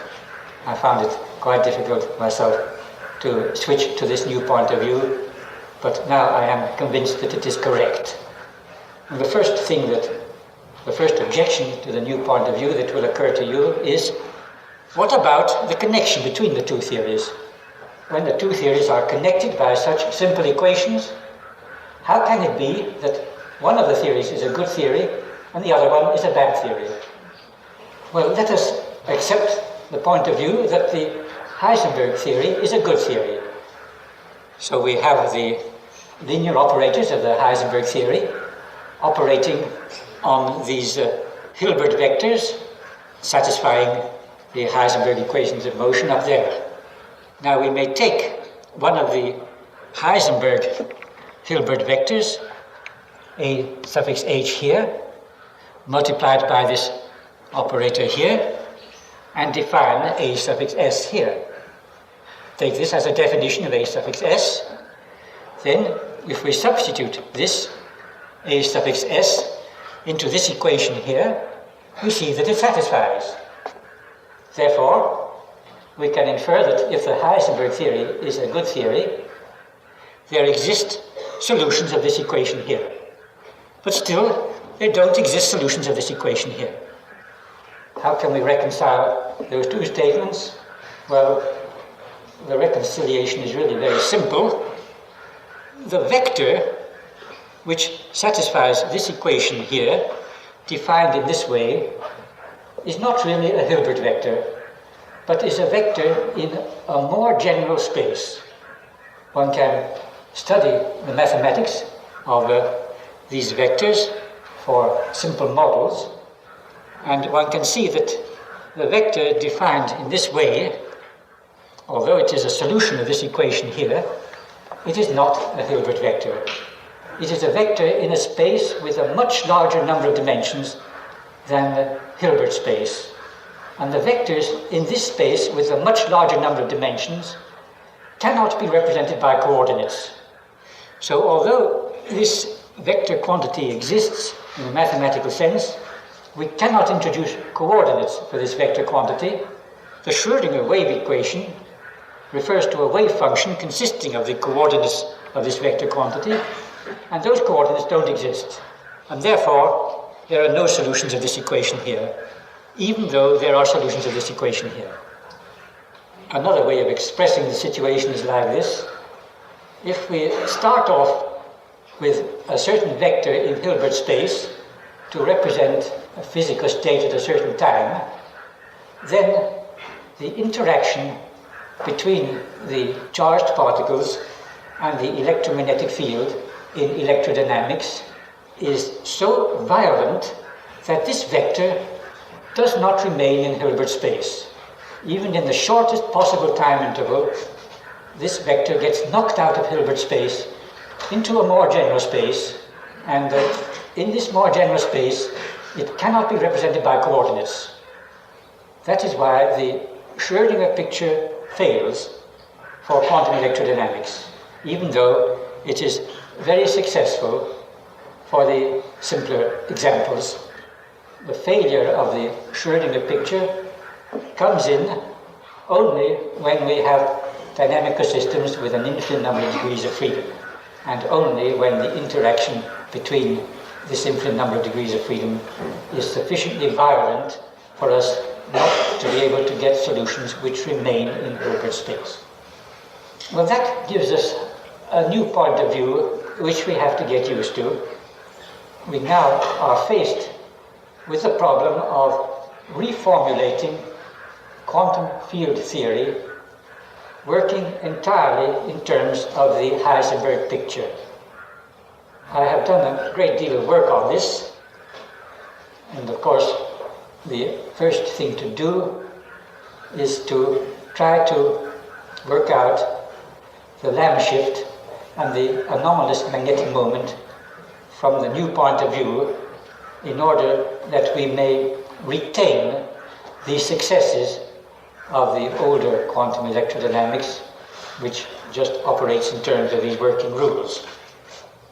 I find that it is possible to do so.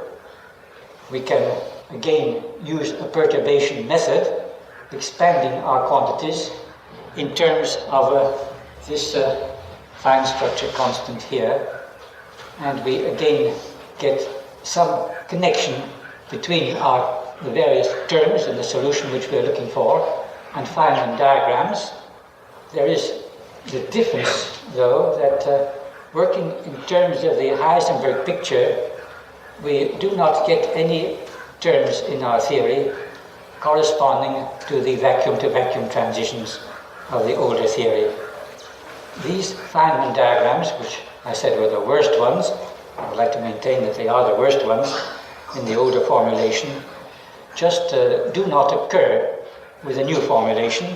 There is an easy way of seeing why that is so.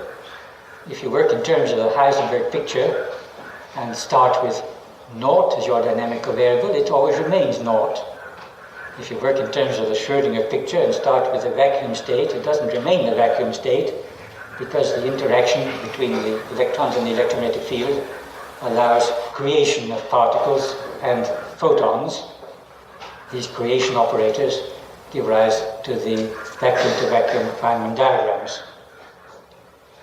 I would like to go into somewhat greater detail into the equations of the Heisenberg theory when one wants to apply them in this way. We start off with that top equation there as our fundamental equation, and we must look for solutions of it. Now, what will the solutions look like? The obvious way of getting such a solution is to express a dynamical variable u at an arbitrary time in terms of the time which we are considering, the time t, and constants of the motion. We express u in terms of the time t and the constants of the motion alpha. These constants of the motion, of course, are non-commuting quantities. I would like to use a special terminology to describe these quantities that one is working with in the Heisenberg theory. One can no longer call them operators in a Hilbert space, because they work in a space which is bigger than a Hilbert space. One doesn't know exactly what their mathematical nature is. I wouldn't like to make any guesses about that. I would just call them Q numbers. They are things which do not satisfy the commutative axiom of multiplication. One can work with them simply by knowing their commutation relations and making algebraic deductions from these commutation relations. And one can do that without knowing precisely the mathematical nature of the quantities which we are working with. Of course, under those conditions, we cannot build up our theory with mathematical rigor because we have no rigorous way of defining limiting processes.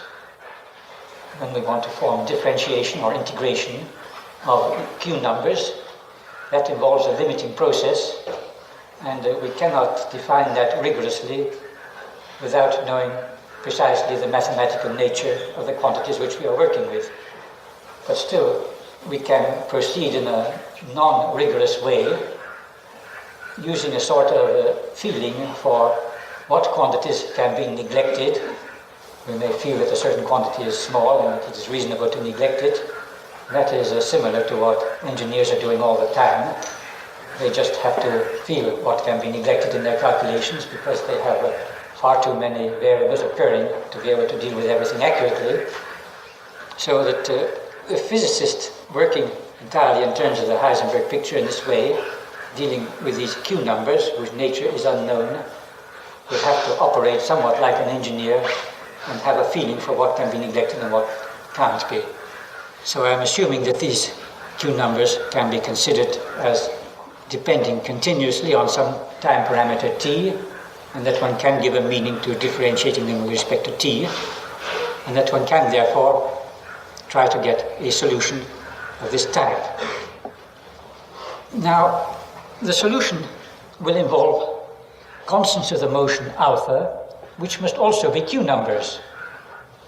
And the question arises, what shall we take these constants of the motion to be? The solution that we get will look very different according to different choices of these alphas.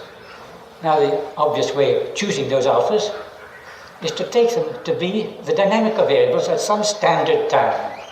We might take a standard time t0, and then all the dynamical variables at time t0 we may consider to be alphas, and express the dynamical variables at some general time t in terms of t and these standard variables at time t0. That would be one method of proceeding, which I call the method 1 suffix a. Now that method is very unrelativistic, because these quantities here refer to one standard time with respect to one particular Lorentz observer. You might say that we can do better than that. Instead of choosing these alphas in this way, let us choose them to be the various Fourier coefficients of the ingoing fields. These ingoing fields can be defined quite precisely in the Heisenberg picture by equations analogous to the classical equations. And the ingoing fields, of course, are constants of the motion. They have nothing to do with any particular time. We get in that way method 1b, which is similar to 1a, except that we have here the ingoing field quantities f in. Now, if you compare these two ways, I expect most of you will say that method 1b is a much better method than 1a. But in practice, it doesn't turn out like that, because these ingoing field quantities will satisfy complicated commutation relations, while these alphas satisfy very simple commutation relations. We know immediately the commutation relations connecting the dynamical variables at one particular time. They are just provided by Heisenberg's original theory, and we can take them over to fields in an obvious way. On the other hand, these ingoing field quantities are rather complex things. We can work out their commutation relations by a perturbation method, but the commutation relations are quite complicated, and it is not suitable to take things with complicated commutation relations as the basic bricks in your equations. It just isn't practical for the purpose of a detailed calculation. So that method 1a is a more practical method than 1b, in spite of the fact that 1b looks a nicer method because it is manifestly relativistic. Well, there's another method one can use, method 2, I would call it, which is an improvement on method 1. It consists in looking for a dynamical variable, a q number, which is a constant of the motion in the Heisenberg theory. It has to involve the time explicitly in order to be a constant of the motion. Now, for a quantity which involves the time explicitly, that original Heisenberg equation up there does not apply, because there is a further variation with time due to its explicit dependence on the time. If k is one of these quantities involving the time explicitly, we have IH dk by dt is equal to its explicit dependence on the time, IH partial dk by dt, plus the variation due to the Heisenberg equation, plus kh minus hk. Now, method 2 consists in looking for a solution of this equation here, which contains the time explicitly, and we may arrange that k involves also the Heisenberg dynamical variables at the time t.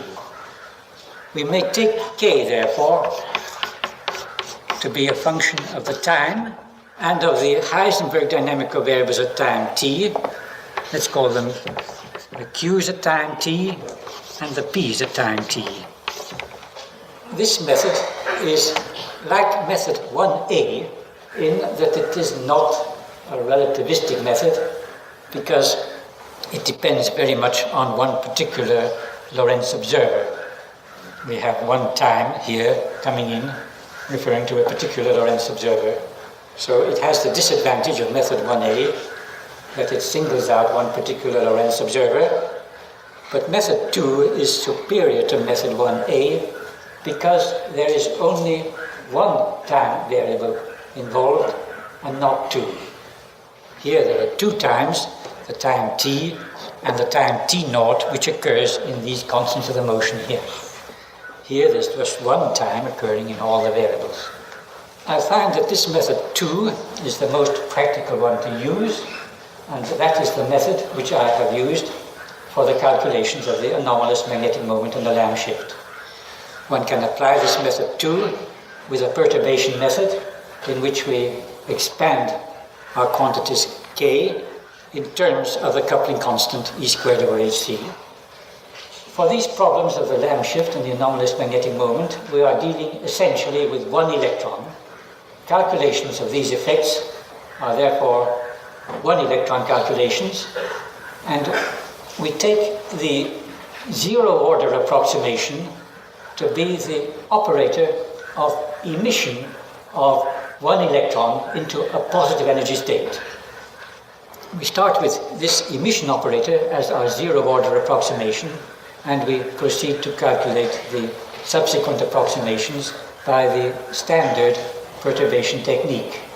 I have carried through the calculations as far as the terms involving E squared over hc.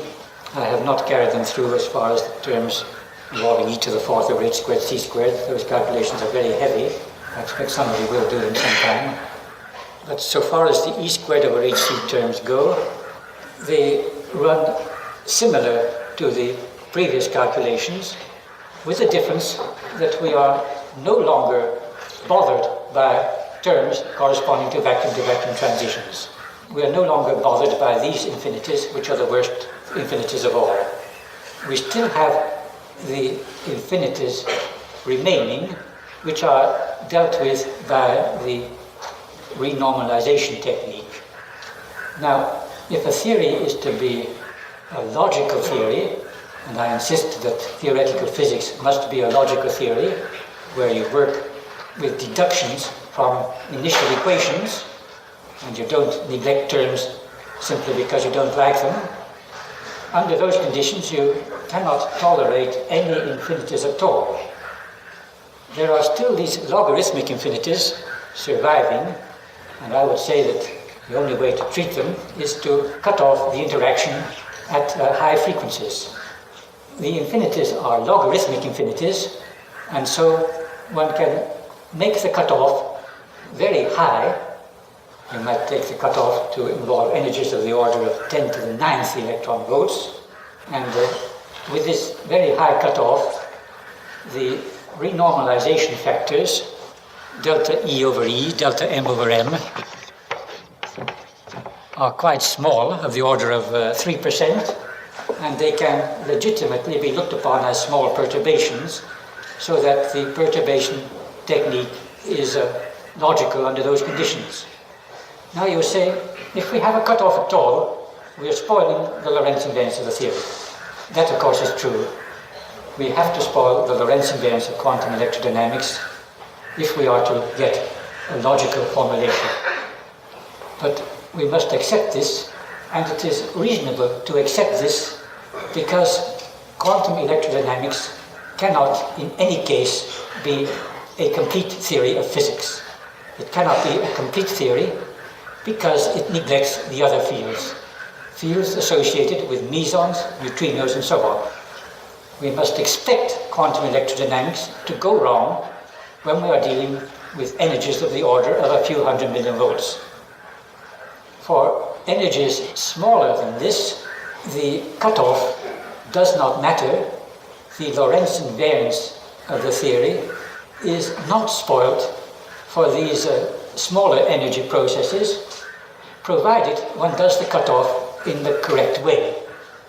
There are 2 or 3 ways in which one might do the cutoff. One has to examine them and choose the good one. But there is a good one, such that the Lorentz invariance of the results of the equations is not disturbed for low energy processes, and it is disturbed only for processes where we have energies approaching 10 to the 9th electron volts, and under those conditions we cannot expect the theory to be a valid theory in any case. This cutoff, I would say, is an expression of our ignorance of the correct Hamiltonian for atomic physics. We hope ultimately to get a Hamiltonian which will account for all the processes of atomic physics. They should all follow from one Hamiltonian. We can say that at present we know what this Hamiltonian is for smaller energies. We don't know how it is for the higher energies, and in order to get a logical theory for these lower energies, we have to make this cutoff. See that my time is rather running away, but I would like to go on a few minutes longer and say something about the physical interpretation of the new quantum theory which we now have.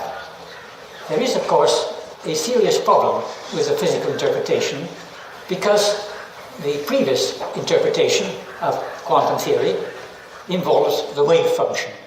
With the previous interpretation, we take the square of the modulus of the wave function, and we say that that gives you the probability of certain particles being in certain states. Now, the wave function doesn't exist in quantum field theory, so we have to renounce this physical interpretation. We have to look for a new one. Well, I'm not altogether sure about what this new interpretation should be, but I have made some new assumptions which form what I believe a first step towards getting a physical interpretation. I make 2 assumptions.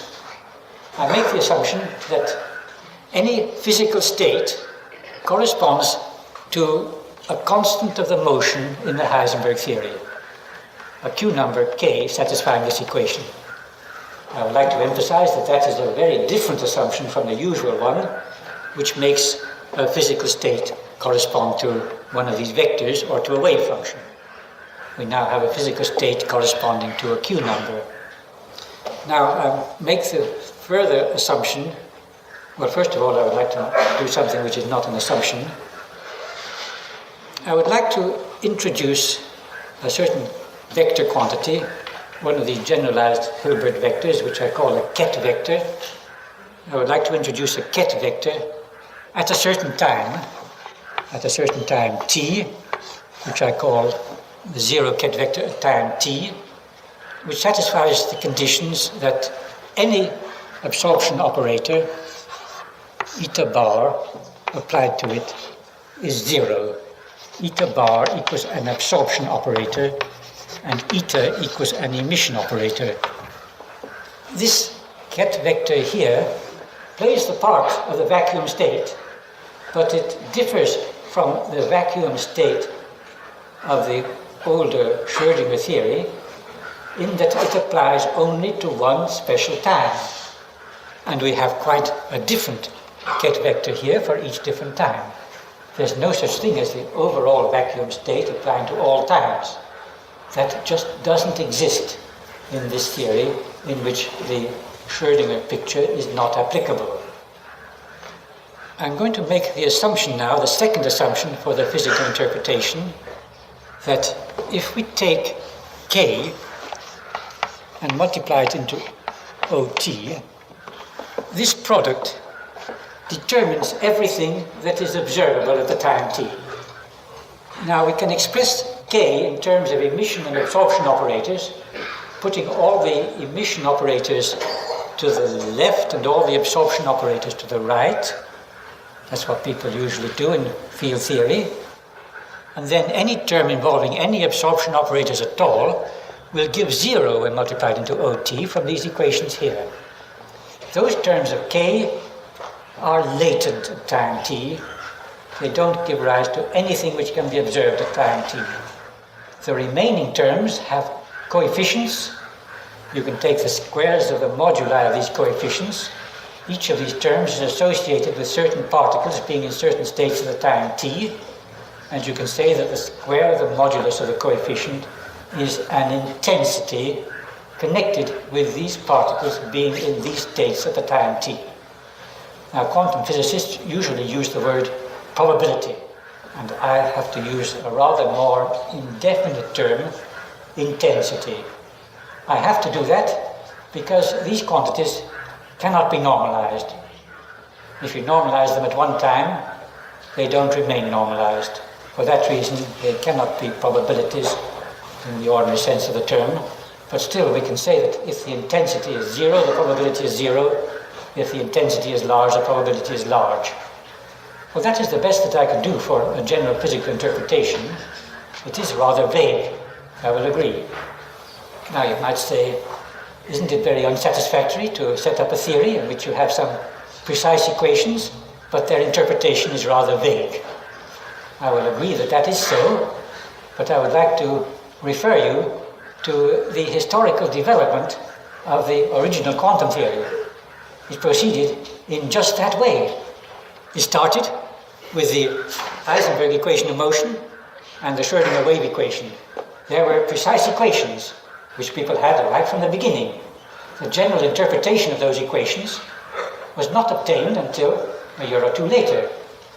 People worked with these equations, applied them to examples, got a number of examples which were successful, gradually extended the range of successful examples, and were led in that way to the general interpretation involving, as you all know, Heisenberg's principle of uncertainty. I feel that we now have a somewhat similar situation with regard to this new formulation of quantum field theory based entirely in terms of the Schrödinger picture, in terms of the Heisenberg picture. We have definite equations, and the theory is still a very new theory.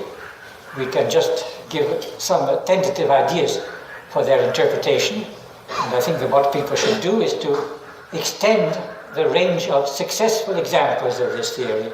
We already have some successful examples with the lamp shift and the anomalous magnetic moment. We must extend this, and in a year or two's time we may hope that the general physical interpretation will become clear and can be expressed in more precise terms than this rather vague term of intensity. I think I'd better conclude at this stage, but I would just like to make one final statement. I don't want anything that I have said to be considered as a disparagement of Schrödinger's work.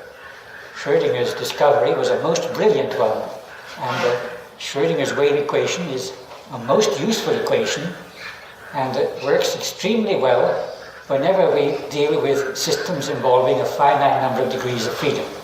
Whenever we can replace the interaction between charged particles by the Coulomb interaction and don't have to consider retarded potentials. You don't have to unlearn anything that you've learned about Schrödinger's theory so far as concerns these applications. You will continue to use Schrödinger's theory because Schrödinger's theory is more practicable than Heisenberg's for these simple examples. It's only when you go on to consider the more complicated problems of quantum field theory that you find that the Heisenberg ideas have a more fundamental region of applicability than the Schrödinger ones.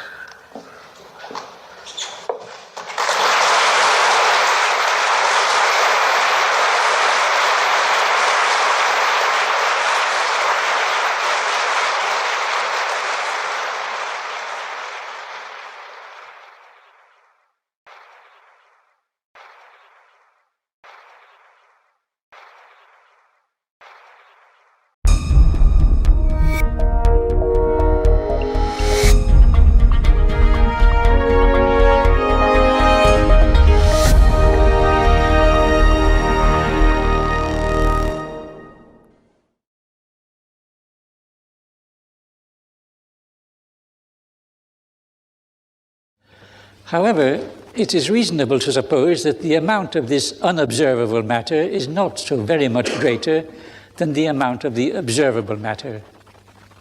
We get for the total number of nucleons in the universe a number around 10 to the power of 78. According to our large numbers hypothesis, this must be increasing proportionally to the square of the age of the universe. The total amount of matter is increasing proportionally to the square of the age.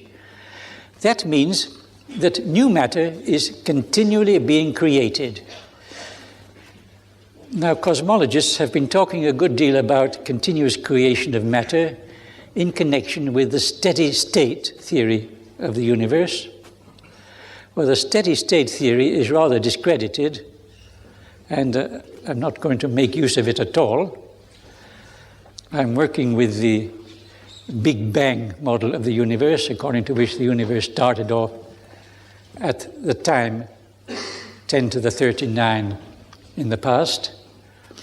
But even with this Big Bang model of the universe, we need continuous creation of matter.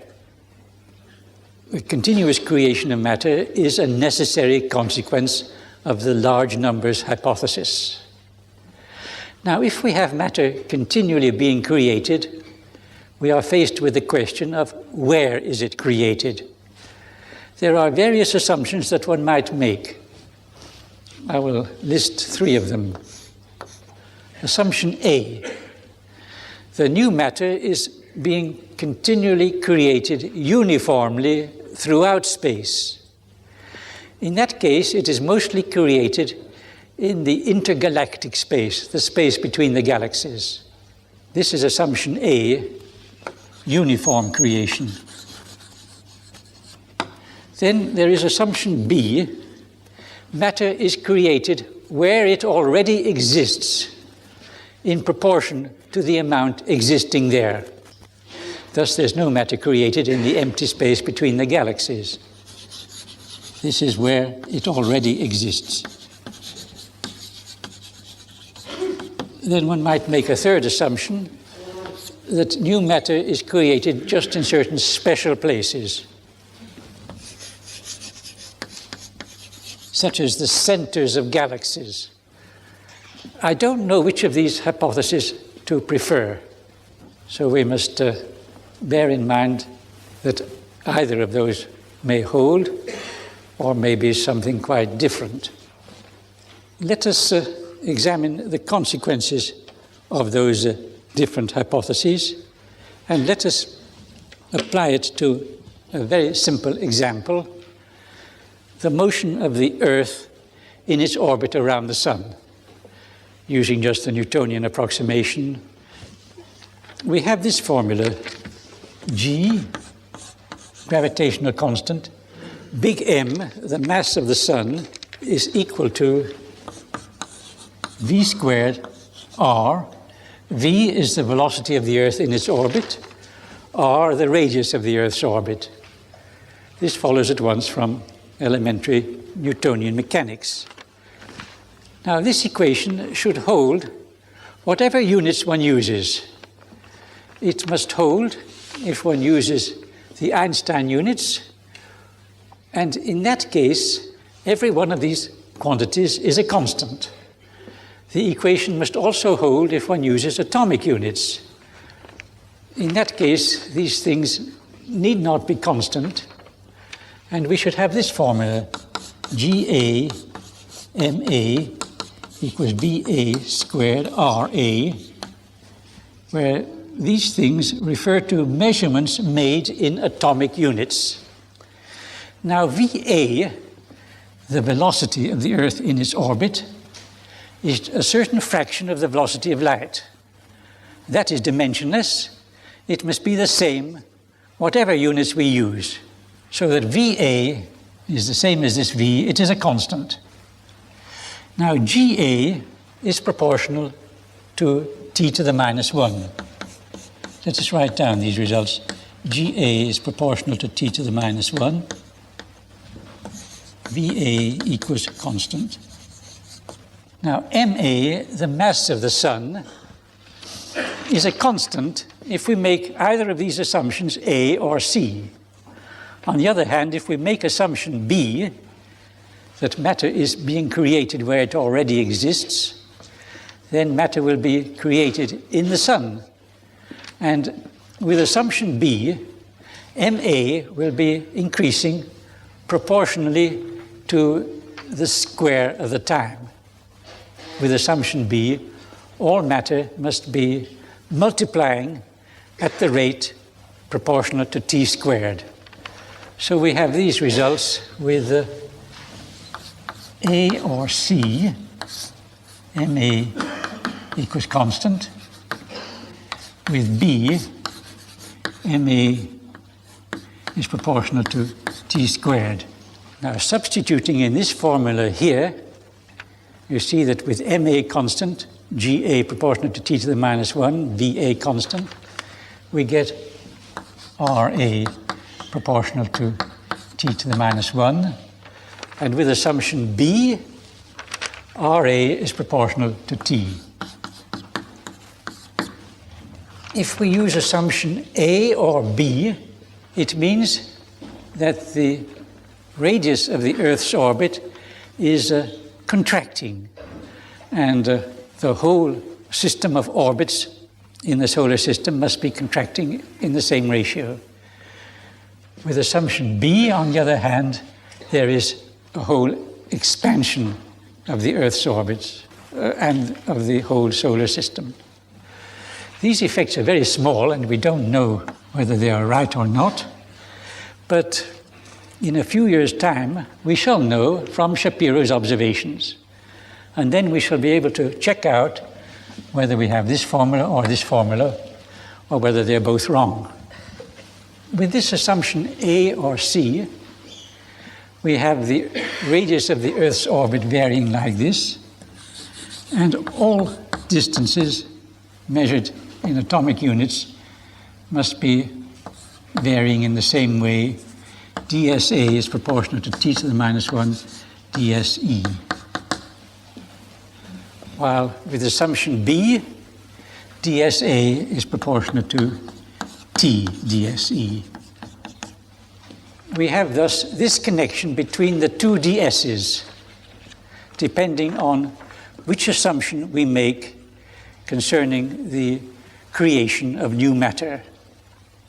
In either of these cases, we have a difference between dSA and dSE, and that suggests another development that we might make in our ideas of space and time.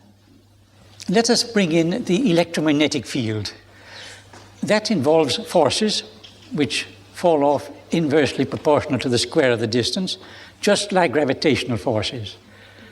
There is a close similarity between the electromagnetic field and the gravitational field, and that has led people to believe that they must be closely connected, and as the gravitational field can be explained in terms of geometry, one would think that the electromagnetic field should also be explicable in terms of geometry. That has led people to look for some more general geometry than the Riemann geometry, which will account for both of these fields. People have been hunting for this more general geometry ever since Einstein's theory was first proposed. This hunt is called the search for a unified field theory, the unification being the unification of the geometrical and the electromagnetic field. Now, very soon after Einstein's theory was proposed, Weil proposed a method for unifying the two theories, the two fields, by setting up a more general kind of geometry. I would like to explain the main idea of Weil's geometry. One can do that with the help of the notion of the parallel displacement of a vector. We have a vector located at a certain point. We shift it, keeping it parallel to itself. Now, we may go on shifting it, keeping it parallel to itself, following along some curve. And we may take the curve to be a loop so that we end up with the vector located at the same point where it started from. But the direction of the vector may have got altered when it is shifted around the loop. If the space is curved in accordance with Riemann's idea, then we shall end up with a different direction from what we started with. You have a very simple example that if you take vectors on the surface of the Earth, shift them round like this, when you get back to your original position, the vector will be in a different direction. And that is why the three angles of a triangle, when the triangle is marked out on the surface of a sphere, do not add up to two right angles.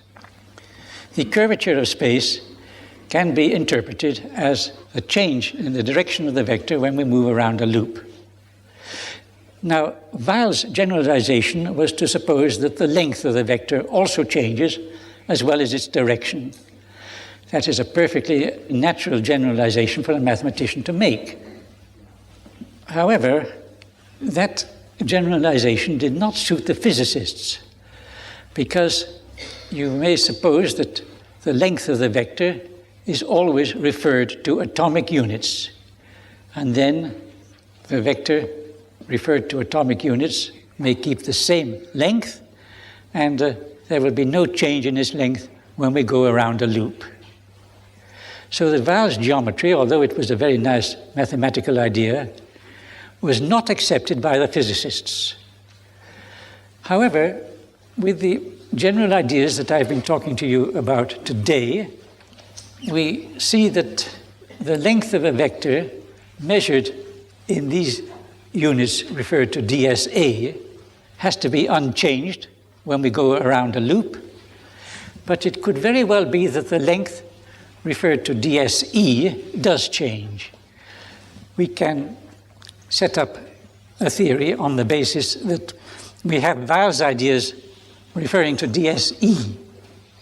The ratio between dSE and dSA is not exactly given by these formulas here, but just approximately, and that there is a sufficient freedom in this factor here to allow dSA to remain unchanged when we move by parallel displacement around a loop, while dSE does change.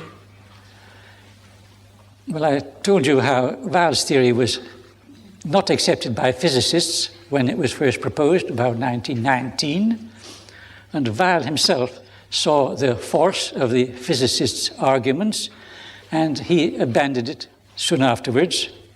People have been searching since then for other means of unifying the gravitational and the electromagnetic fields. They have not been successful in finding a satisfactory solution of the problem. Einstein himself spent many decades just trying to solve that problem without success. Well, I want to propose to you that this problem of the unification of the electric and magnetic fields is to be made like this, applying Weyl's ideas to dSE and recognizing that dSE is not the same as dSA. Well, I would like to perhaps say a little about the mathematics of Weyl's geometry. I won't go very deeply into the equations. With Weyl's geometry, we take a length L and shift it by parallel displacement from one point to a neighboring point. It will change by an amount dl proportional to L and also proportional to the amount that we change the coordinates by, the dx mu which we have there. And then we need some coefficients, kappa mu, occurring there. Now dl has a definite meaning only if we set up artificially a metric gauge at each point in space and refer the length of our vector to this metric gauge. We might change the metric gauge by some factor lambda. The metric gauge is quite arbitrary, we can change it by a factor, let us say a factor lambda, which varies from one point to a neighboring point. And then if we do that, we can easily work out that the change in kappa mu is like this. Kappa mu goes to kappa mu plus d log lambda by dx mu. The kappa mu's are subject to these transformations where lambda can be quite arbitrary. And this reminds you of the electromagnetic potentials. The electromagnetic potentials have an uncertainty in them, just expressible by the same formula that we can change the kappa mu's by the gradient of some scalar. And thus we can identify the kappa mu's occurring in Weil's geometry with the electromagnetic potentials. The generalization of passing from Riemann's geometry to Weil's geometry just brings in certain coefficients kappa mu, which can be interpreted as the electromagnetic potentials, and thus that provides us with just what we need to bring in the electromagnetic field together with the gravitational field. The kappa mu and the g mu nu now occur together for the description of the geometry. They both occur on the same footing, and they are needed to describe the gravitational and the electromagnetic fields together. In developing the theory, we have to set up an action principle in which we have some quantity for the action which is invariant not only under changes of the coordinates, but also under changes of the metric gauge like this. These are called gauge transformations. There is a little difficulty in finding a suitable action integral. Weil himself noticed difficulty, and he set up quite a complicated action integral, far too complicated to form a reasonable theory to work with. I would like to propose a different action principle from Weil's, which brings in another scalar field quantity for describing the gravitational field, in addition to the g mu nu's. This theory of mine is somewhat similar to a previous theory proposed by Brands and Dickey. They also introduce a scalar field as well as the g mu nu field for describing gravitation. But the development of my theory is not the same as Brands and Dickey, because Brands and Dickey do not have invariance under this kind of transformation, which is demanded according to the ideas which I've been expressing to you. Well, I don't think I can go more into these mathematical developments, but I would like now to refer to one striking feature which arises when we introduce this Weil geometry and accept that as the geometry of physics. This is concerned with the symmetry properties of space and time. Let us discuss a simple example.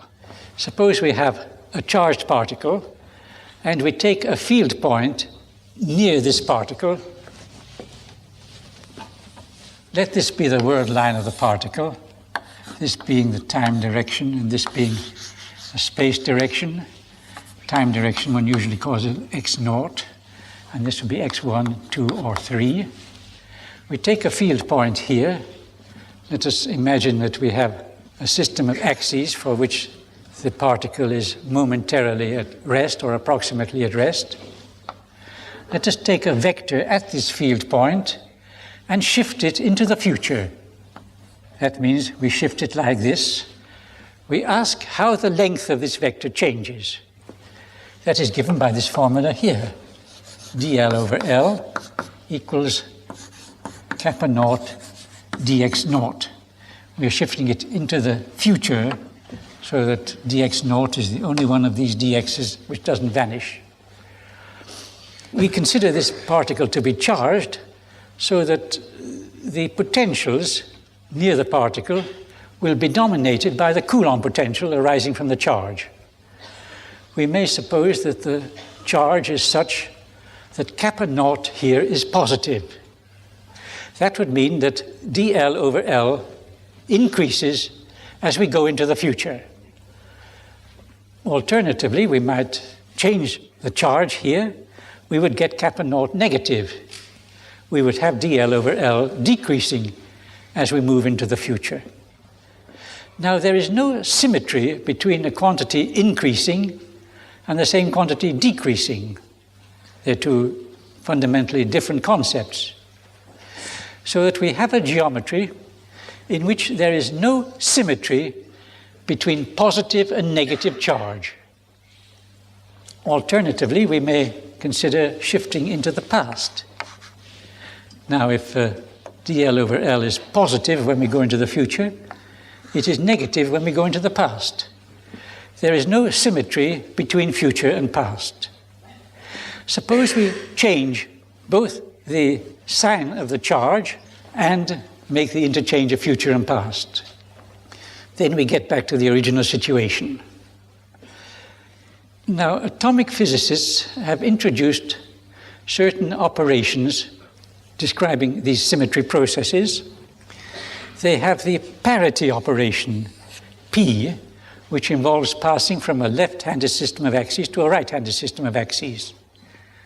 Then they have the operator of charge conjugation, denoted by capital C, which involves interchanging positive and negative electric charge.